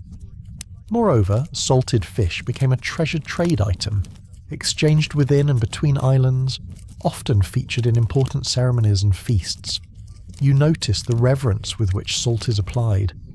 It isn't just dumped onto the fish, but sprinkled carefully, honouring the spirit of the creature. This method, known as paie, does more than preserve, it transforms. Fresh fish becomes ulu-ulu or ahi-ihi, dried delicacies with a dense, chewy texture and a salty, sweet flavour that Hawaiians have savoured for generations. These treats are not just food, they are cultural touchstones binding people to their environment and each other.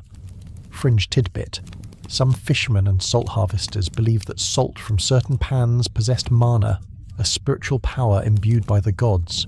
These sacred salts were thought to bless the fish, and by extension those who ate it. There are whispered stories about certain salt makers whose harvest was especially potent, their salt believed to protect against illness and misfortune. While such beliefs aren't uniformly documented in historical records, they reflect the deep intertwining of practicality and spirituality in Hawaiian culture, where salt was not simply mineral, but a conduit for connection to nature and the divine. As you assist with packing fish and salt into containers, nearby elders engage in a thoughtful discussion. They debate whether salt curing significantly changes the nutritional profile of fish. Some argue that while protein content remains stable, certain vitamins degrade through the process. Others stress that the benefits of preservation and spiritual blessing far outweigh any nutritional loss. Historians still argue whether the primary goal of salt curing was practical preservation, flavour enhancement, ritual importance, or a combination of all three. This ongoing scholarly debate adds layers to your understanding of this seemingly simple, yet profoundly complex practice. The day moves forward, and you're invited to a communal feast celebrating the harvest. The salted fish is roasted over open flames, its aroma mingling with that of tropical fruits and native herbs. You savour the smoky, salty richness of the fish, the flavour a vivid reminder of the ocean and sun that brought it to your plate. Around you, laughter and stories flow freely, and you feel the invisible threads of community weaving tighter through shared experience. Sitting by the fire as twilight deepens, you reflect on the inseparable relationship between salt, sea, and sustenance in Hawaiian life. Salt is far more than a seasoning. It is a vital thread running through diet, economy, ritual, and identity, binding generations to place and to one another. You understand that without salt, much of the island's culture and survival strategies would simply not exist. You open your journal and write, "Salt is the ocean's blessing, preserving life, memory, and connection." Above, the stars wheel slowly across the vast Hawaiian sky, silent witnesses to the enduring dance of nature and culture. You feel an overwhelming gratitude to have glimpsed this ancient rhythm, where salt, sea, and spirit flow together as one. You awake as dawn gently seeps into the world, casting a warm, honeyed glow across the island's rolling hills. The air is fresh, tinged with the earthy aroma of damp soil and fragrant flowers, while a soft breeze rustles the broad leaves of taro plants, standing tall in flooded terraces nearby. Today, your journey takes you away from the ocean's salty embrace to the island's lush interior, where the cultivation of taro, or kalo, reveals a story far richer than a mere farming technique. Here, taro is a living symbol of life, culture, and spirituality, an ancient pulse that has fed and united generations for over 1,000 years. You step into the loi kalo, the meticulously engineered irrigated terraces that look like a patchwork quilt of vibrant greens, water shimmering under the early sunlight. Your feet sink slightly into the soft mud as you walk beside the narrow channels, guiding fresh mountain stream water through each terrace. The farmers here move with a quiet confidence, hands skimming the water's surface, carefully checking each taro plant for signs of health or stress. The rhythmic clinking of tools and occasional splash accompanies the gentle sounds of water trickling down stone-lined channels. Mainstream historical fact: the Hawaiian loe system is a masterpiece of agricultural ingenuity. Introduced by Polynesian voyagers centuries ago, taro thrived in these wetland terraces where constant water flow mimics its natural swampy habitat. The terraces were carefully constructed to maintain proper drainage and nutrient flow, ensuring soil fertility while preventing stagnation. This ancient irrigation network allowed Hawaiians to cultivate taro in sufficient quantities to support dense populations, providing a staple carbohydrate source that sustained communities through cycles of plenty and scarcity. The taro's starchy corm was ground into poi, a soft fermented paste that remains a dietary and cultural cornerstone in Hawaii today. You watch as a farmer uses a long wooden stick to test the water depth in the loe, ensuring it neither floods nor dries out the taro. Maintaining this balance requires constant vigilance. Even a small disruption in water flow can spell disaster for the crop. The labour-intensive care reflects a profound understanding of the island's ecology, where human intervention enhances natural systems rather than overpowering them. It is a lesson in sustainability, patience, and respect for the land's delicate rhythms. Fringe tidbit: Hawaiian mythology tells a poignant story about taro's origins.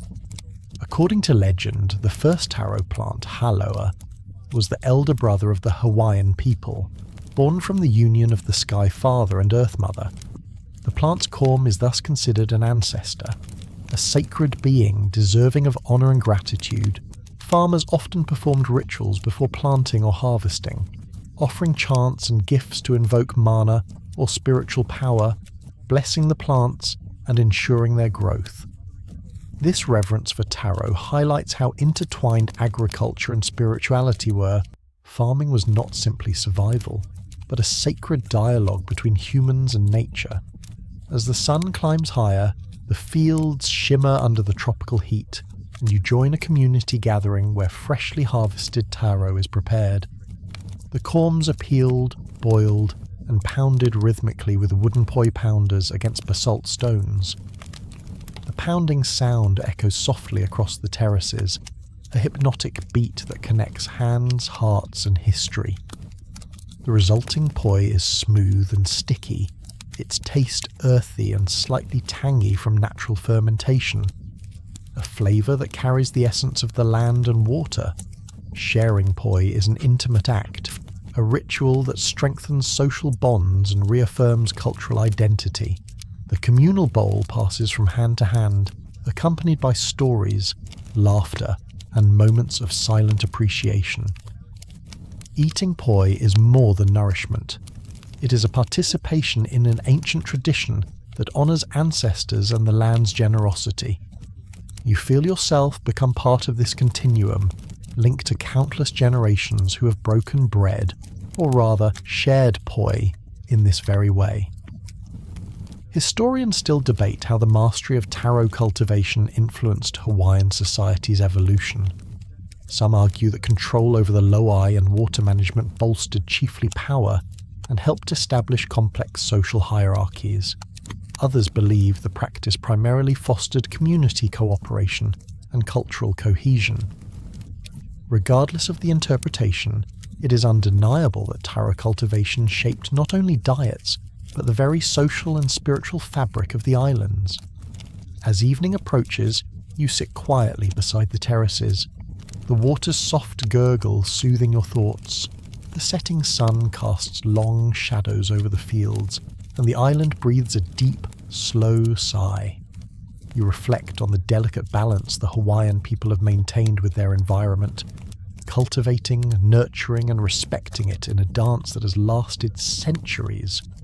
You open your journal and write, "Taro is the heartbeat of Hawaii, ancient, sacred, and sustaining."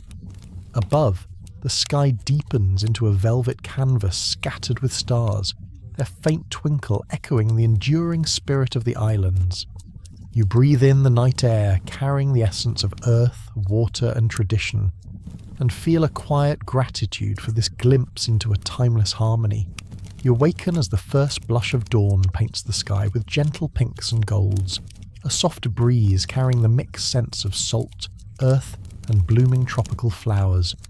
The island is stirring to life, and your feet instinctively lead you toward the coast once more. But today's journey isn't about quiet beaches or sun-drenched salt flats. Instead, you find yourself moving toward a place buzzing with the vibrant energy of human connection. The traditional Hawaiian marketplace, or makeke. As you approach, the air thickens with the mingling aromas of fresh fish, roasted breadfruit, fragrant tropical fruits, and the unmistakable tang of sun-dried salt. The market is a mosaic of colour and sound. Woven baskets brimming with produce, glistening fish laid out on banana leaves, bright kapa cloths draped over stalls, and the lively chatter of traders and customers bartering and sharing news. Voices rise and fall, echoing the rhythm of the waves nearby, creating a symphony of island life. Mainstream historical fact: the Hawaiian makeke was more than just a place to buy and sell goods. Long before European contact, these marketplaces were essential hubs of social and economic life across the islands. They connected communities through complex networks of barter, gift exchange, and reciprocal relationships. Salt, fish, taro, sweet potatoes, feathers, and crafted items all changed hands in these bustling centres. The markets help sustain island economies by facilitating resource distribution, supporting ceremonial exchanges, and reinforcing social ties. Salt, in particular, held a vital role, not only seasoning food but preserving fish and other perishables, extending their usefulness in an island environment where resources could be unpredictable. As you weave through the crowded pathways, you notice the intense concentration on traders' faces. Some meticulously weigh their goods on traditional wooden scales or count out bundles of caper fabric with practiced ease.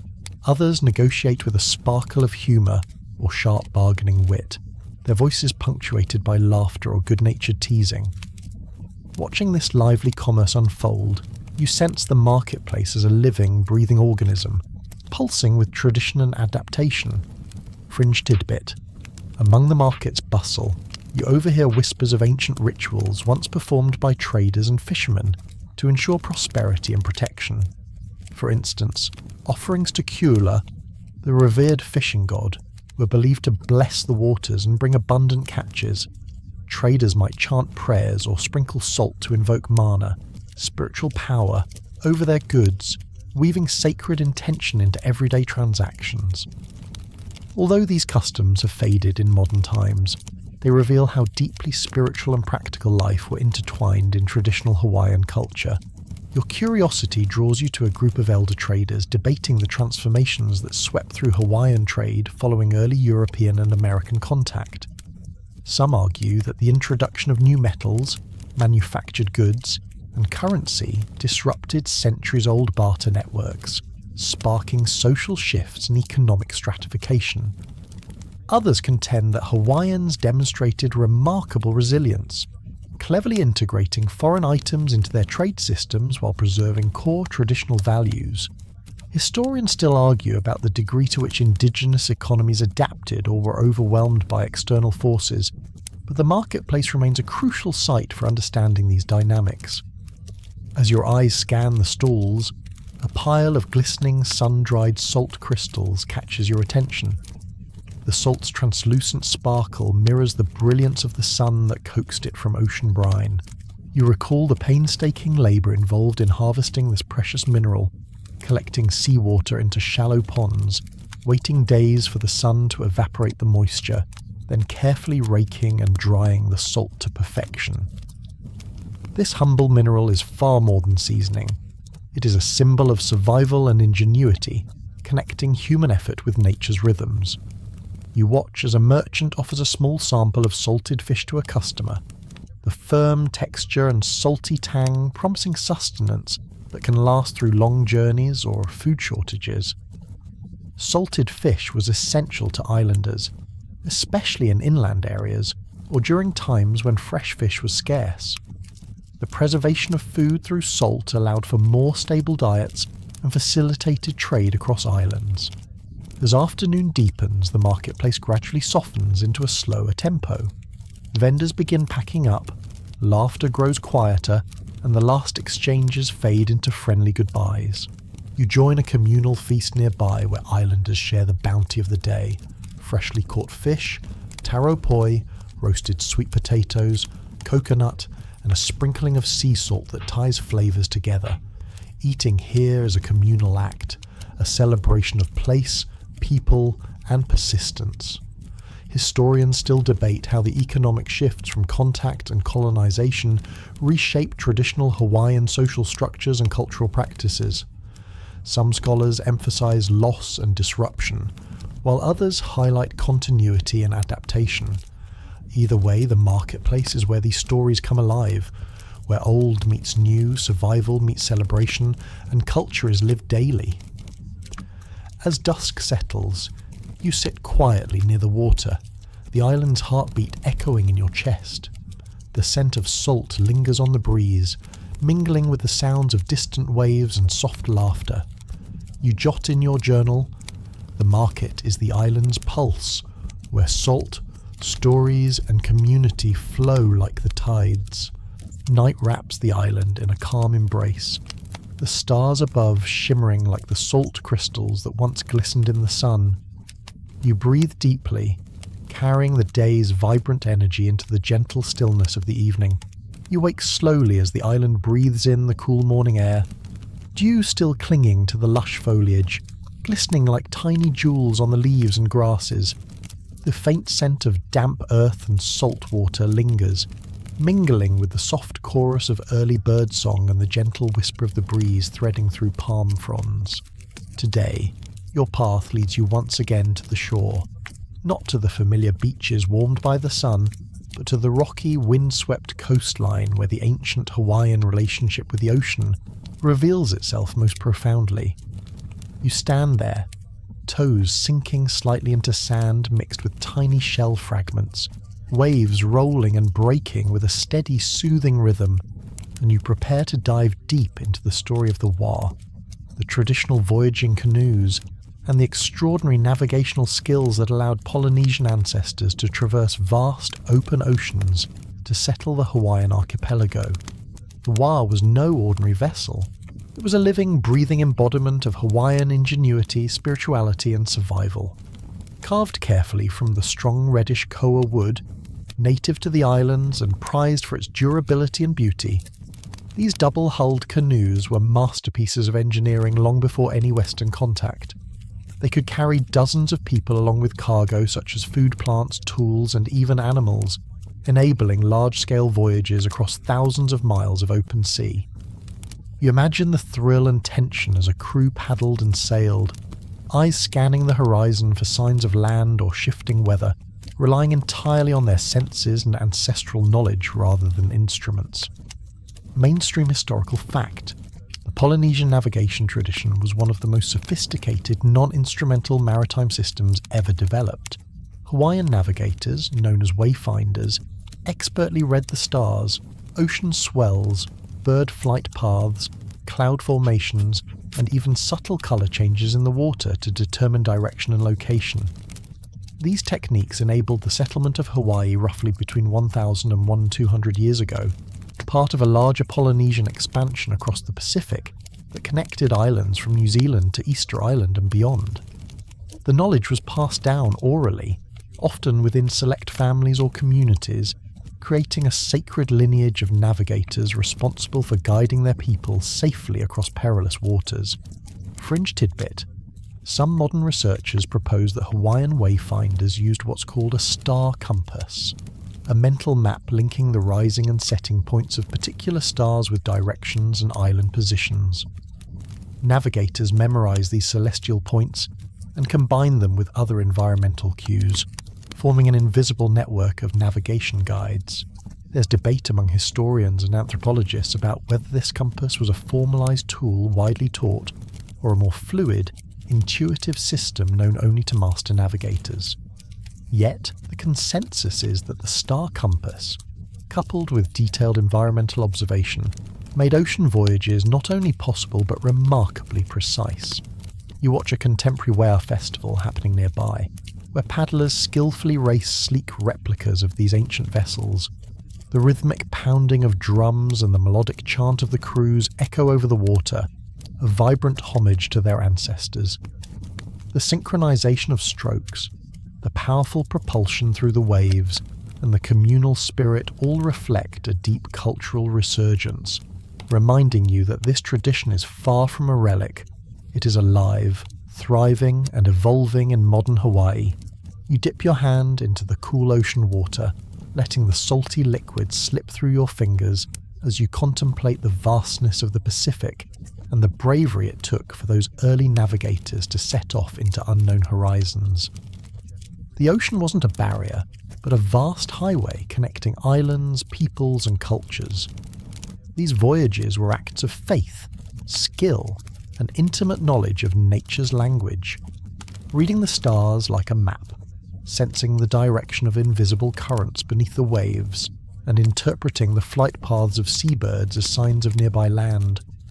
Later in the day, you attend a workshop where respected navigators share stories handed down through generations, tales of voyages that took months, involving calculated risk, awe-inspiring courage, and moments of deep spiritual connection.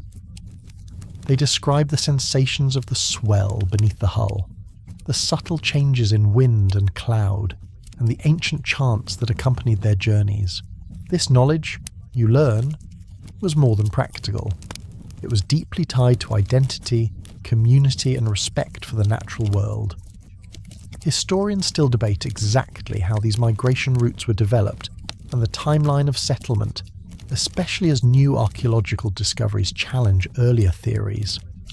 There is ongoing discussion about the scale of intentional voyaging versus accidental drift, though the remarkable accuracy and cultural continuity point strongly to deliberate, highly skilled navigation. Whether navigators relied more heavily on the star compass, ocean swells, or bird patterns is a topic of lively scholarly debate, reflecting the complex, multi-layered nature of this knowledge. As the sun dips toward the horizon, setting the sky ablaze with fiery oranges and purples, you find a quiet spot on the beach.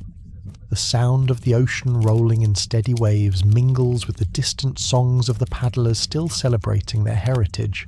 You feel the weight of history pressing gently on your shoulders, the immense human spirit behind those voyages, the daring leap into the unknown guided by stars and the steady pulse of the sea. You write in your journal, "The whale is the heart of the ocean story, woven with courage, wisdom, and an unbreakable bond between people and sea." Night falls softly, the stars above twinkling like the very points on the star compass, shimmering with timeless guidance. You breathe deeply, the salty air filling your lungs, carrying the legacy of explorers and their journeys into your dreams. You awaken gently to the soft murmur of morning, a warm, humid air carrying the faint scent of earth and fresh greenery. The island feels alive with quiet energy, dew still sparkling on the lush leaves, and somewhere in the distance a rooster's call cuts through the stillness. Today, you turn your steps away from the endless blue of the ocean and the salty spray that clings to your skin. Instead, you venture inland, into the fertile valleys and intricate landscapes where Hawaiian ingenuity flourished in the form of agriculture. Your focus is on the ancient Lo'i Kalo, the irrigated taro patches that fed whole communities with steady patience, keen observation, and a deep, almost sacred relationship with the land. Here lies a story not just of survival, but of harmony between people and nature. Taro, kalo in Hawaiian, is more than just a crop. It is the cornerstone of Hawaiian culture and mythology. The plant's importance goes far beyond its nutritional value. In Hawaiian lore, taro is considered an elder sibling of the Hawaiian people, a spiritual ancestor created from the same divine beginnings. Every leaf, every root connects the farmer to their ancestors and the gods, making the act of planting and harvesting a ritual filled with reverence. You find yourself kneeling beside a shimmering pool of water where bright green taro leaves stretch skyward, their reflections dancing on the water's surface. The wetland terraces, sculpted carefully over generations, are marvels of engineering and ecological understanding. Water flows gently from the mountain streams, winding through a complex network of ditches and pools that keep the taro nourished and thriving. Mainstream historical fact: the Hawaiians developed one of the most sophisticated wetland farming systems in the Pacific.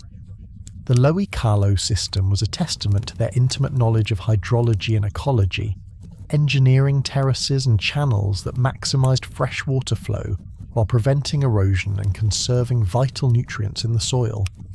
These systems enabled the cultivation of taro in steep and uneven terrain, supporting dense populations with reliable food supplies.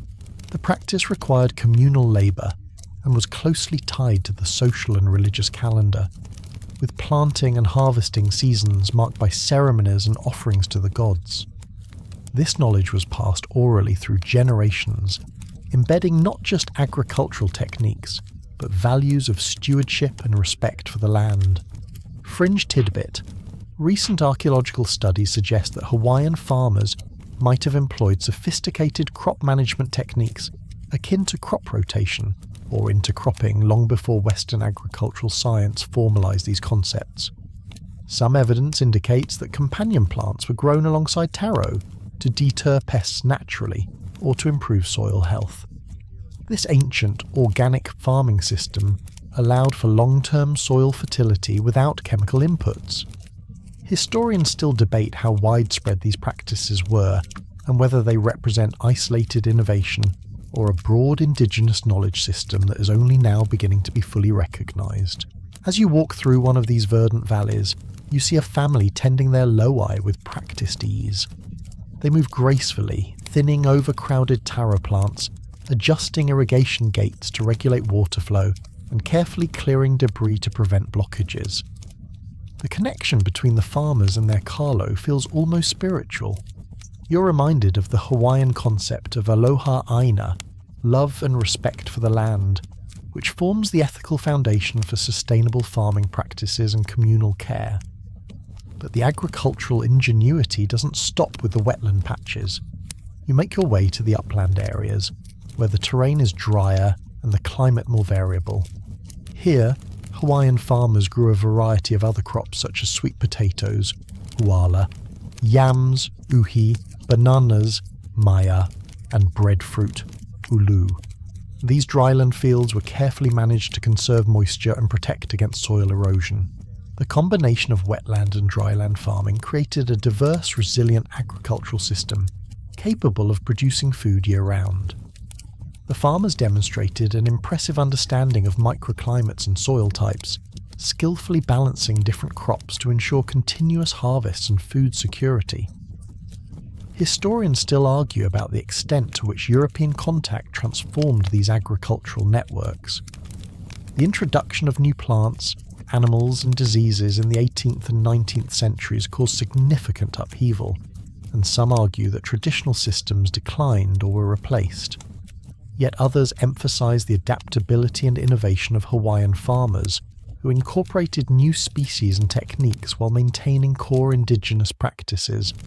This ongoing debate reveals a nuanced picture of resilience amid disruption. As the day slips into evening, you join a traditional luau, a festive gathering where food and story blend seamlessly.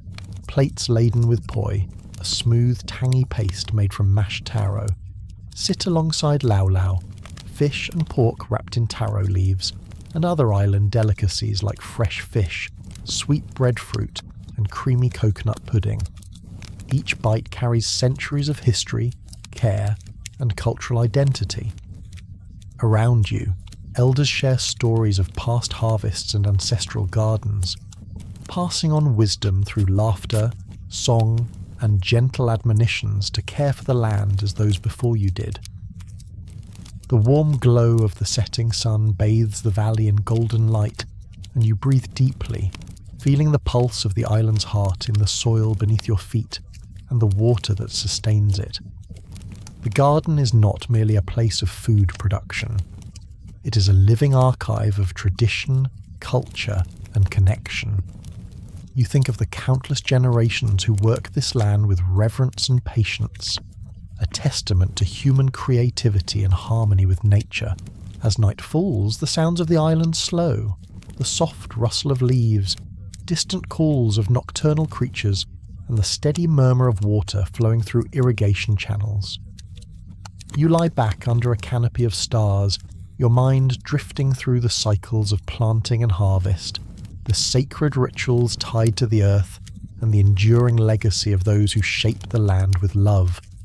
You close your eyes, carrying with you the humbling sense that this relationship between people and place is not just history, but a living breath, still guiding and nourishing the Hawaiian people today. You wake to a morning wrapped in warm sunlight, the gentle rhythm of waves kissing the shoreline just beyond your window.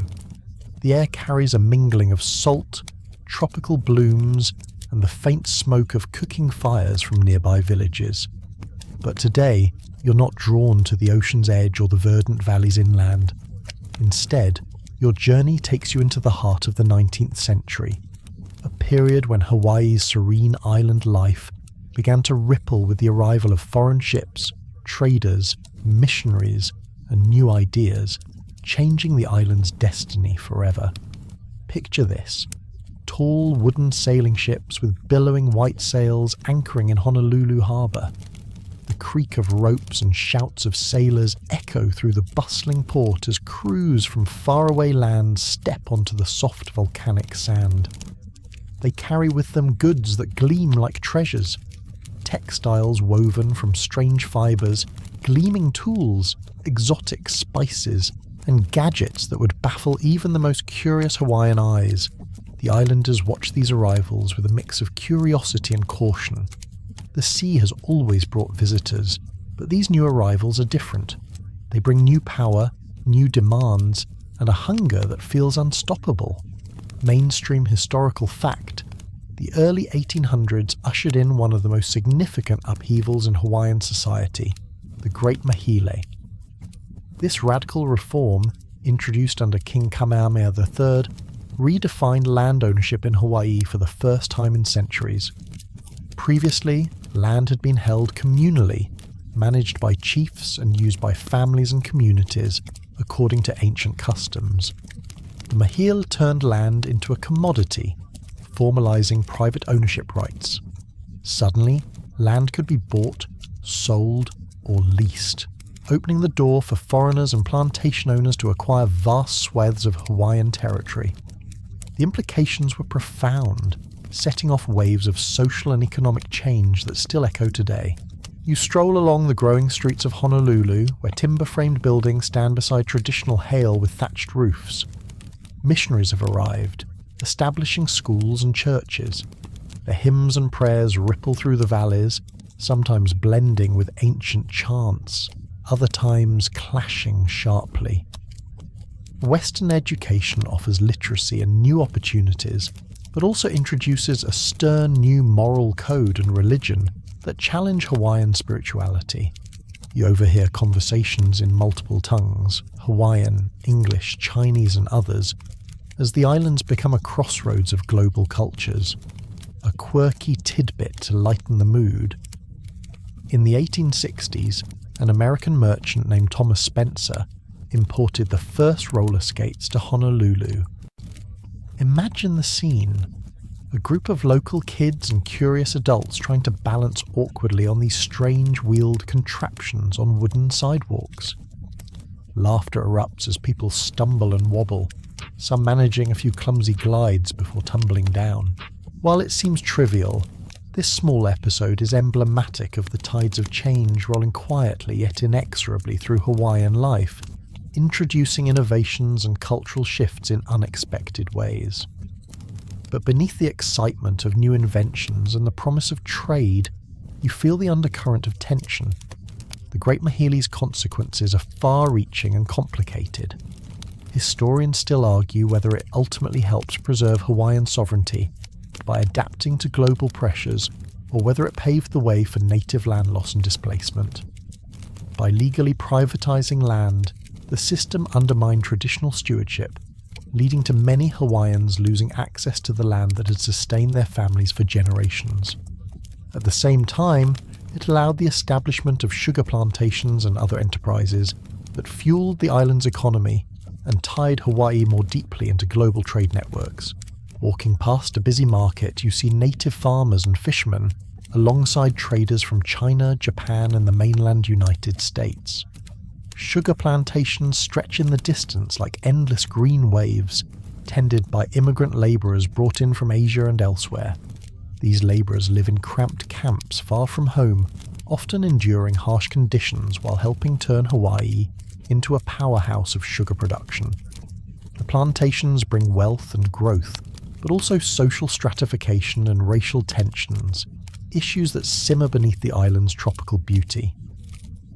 Missionaries have also left a mark, not just with churches, but by influencing laws and governance. They promote Western ideals of family, education and economy, sometimes at odds with indigenous customs. Schools teach English, and Christianity spreads quickly, reshaping Hawaiian society's moral and cultural landscape. Yet, many Hawaiians adapt these influences, weaving them into their own traditions in surprising ways, creating a unique cultural blend that defies simple categorization. As the sun sinks low, lanterns flicker to life in town. The scent of roasting breadfruit and salted fish mingles with tobacco smoke and the salty breeze. Stories swirl around fires, tales of ancestors and foreigners, of loss and hope, of battles fought both on the shores and in the halls of power.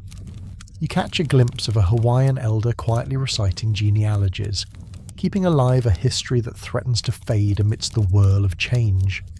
You pause and breathe deeply, feeling the complex pulse of this moment in time, where ancient Hawaiian life meets the rising tide of a globalized world.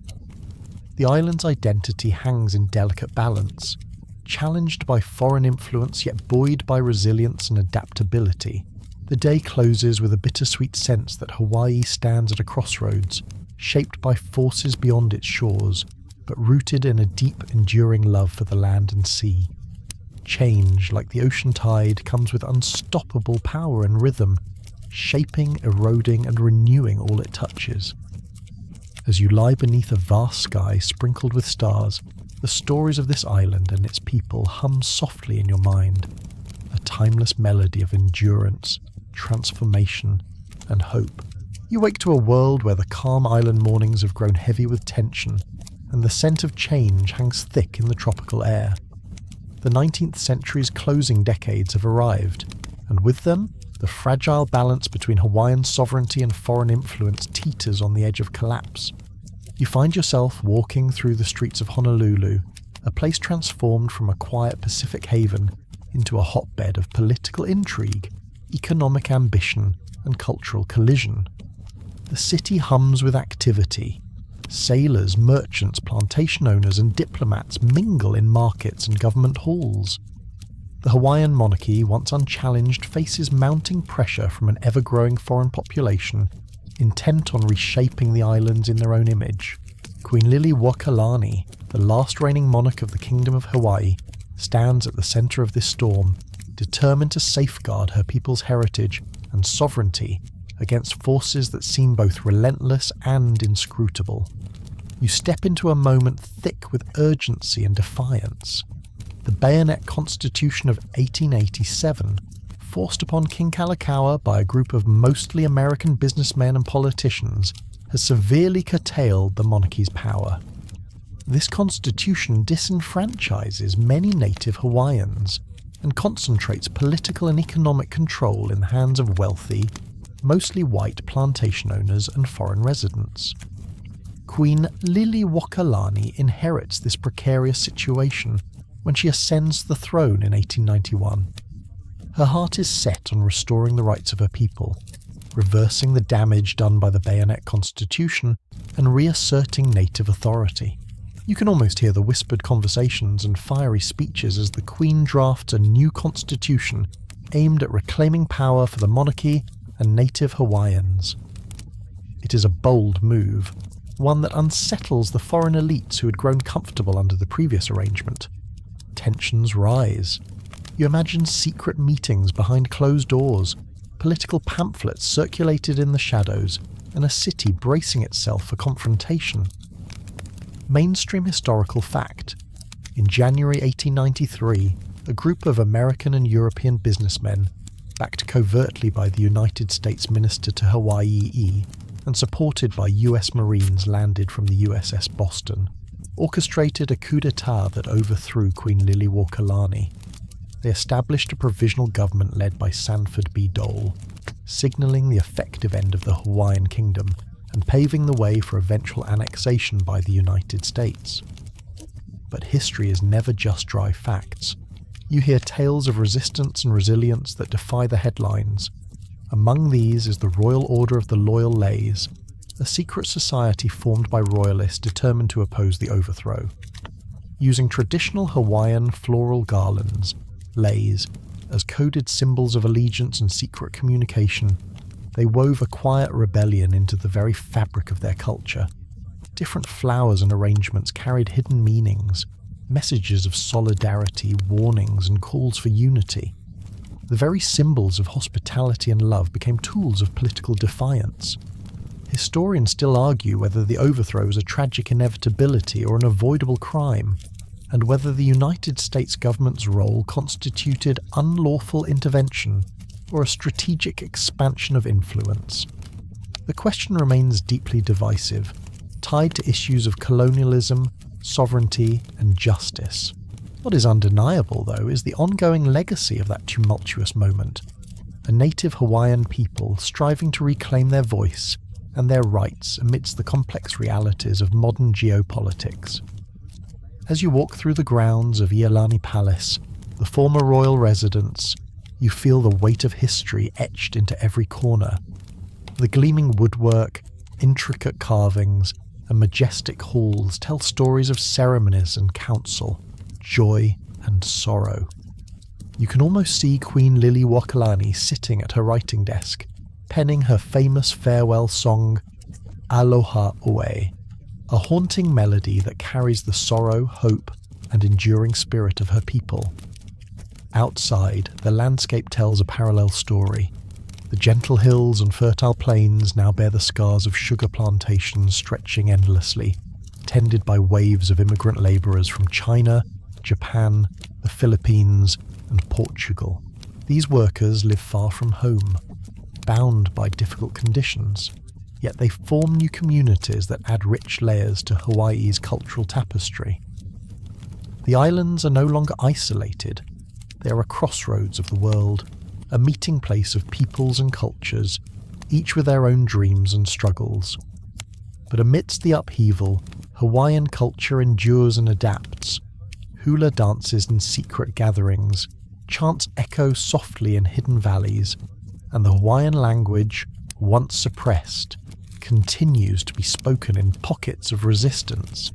Cultural revival begins to stir, a defiant response to loss, a reaffirmation of identity and belonging. You sense a people refusing to vanish, instead planting seeds of hope for the future. As night falls, you find yourself beneath a sprawling banyan tree, its roots entwined like the intertwined histories of Hawaii's peoples. Above, the stars glimmer with ancestral light, silently watching over the land. You close your eyes and listen to the soft rustle of leaves, feeling the timeless connection between past and present, loss and renewal. This is not just a story of an overthrow, but of resilience, of a people who, despite overwhelming odds, continue to hold fast to their heritage and dreams. The tides of history ebb and flow, carrying the spirit of Hawaii onward, steadfast, vibrant, and unbroken. As the sun slowly rises over the vast Pacific, spilling golden light across the gentle waves and volcanic peaks, you find yourself standing at the threshold of a new era for Hawaii. The 19th century's turbulent stories of kings and queens, of sugar plantations and secret lays, have given way to the complex, vibrant tapestry of the 20th century. A chapter where ancient traditions meet the relentless tide of modernity, and where the soul of the islands continues to beat beneath layers of change. You begin your walk through the bustling streets of Honolulu in the early 1900s, feeling the pulse of a city that is both familiar and transformed. The sugar industry still dominates, but now with even greater corporate power, weaving Hawaii tightly into the global economy. Plantation workers, drawn from all corners of Asia and beyond, contribute their sweat and stories to this melting pot of cultures. The smells of fresh bread from Portuguese ovens mingle with the sharp aroma of taho, while the sounds of many languages, Japanese, Filipino, Hawaiian, Cantonese, fill the air, creating a symphony of multicultural life. Mainstream historical fact: in 1898, following the overthrow of the Hawaiian kingdom, the United States formally annexed Hawaii, transforming the islands into a US territory. This annexation opened the door to military build-up, economic expansion, and significant demographic shifts. By 1959, Hawaii would become the 50th state, fully integrated into the American political landscape. Yet the journey toward this moment was complex and fraught with tension. You pause for a moment to reflect on the profound impact of this transition. The annexation was neither smooth nor universally welcomed. Many Native Hawaiians and their supporters resisted, longing for sovereignty and the right to govern themselves. You imagine secret meetings and public protests, petitions sent across oceans, and the quiet determination of those who refused to let their culture be erased. This resistance, though often overlooked in textbooks, continues to ripple through Hawaii's history, reminding you that history is never a single story. A quirky tidbit. In the early 20th century, a beloved local pastime emerged that might surprise you. Hawaiians developed their own unique style of baseball. While the sport came from the mainland United States, local players infused it with island flair, playing on fields made from lava rock and palm fronds, and often pausing mid-game to perform the hula as a good luck ritual. This blend of imported sport and indigenous culture is just one example of how Hawaii's people creatively adapted to the new era. As the decades roll forward, the island's strategic location draws the eyes of military planners. The attack on Pearl Harbor in 1941 jolts Hawaii into the center of global conflict, forever altering its role on the world stage. You hear the distant thunder of bombs, feel the sudden shock rippling through the islands, and witness the swift transformation of Hawaii into a fortified military hub. This event marks a turning point, accelerating economic growth, but also deepening the complexities of identity for Native Hawaiians and immigrant communities alike. Historians still debate the long-term consequences of these developments, whether the military build-up brought prosperity at too high a cultural and environmental cost, or whether it laid the groundwork for the modern, diverse Hawaii known today. What is clear is that the islands became a mosaic of histories, each layer adding depth and richness, but also shadows. In the midst of these vast changes, a remarkable cultural revival begins to take shape. Starting in the 1970s, the Hawaiian Renaissance breathes new life into language, music, dance, and traditional practices. You picture vibrant hula performances under starry skies, elders teaching Olelo Hawaii in community centres, and young voyagers constructing double-hulled canoes to sail ancient ocean routes without modern instruments.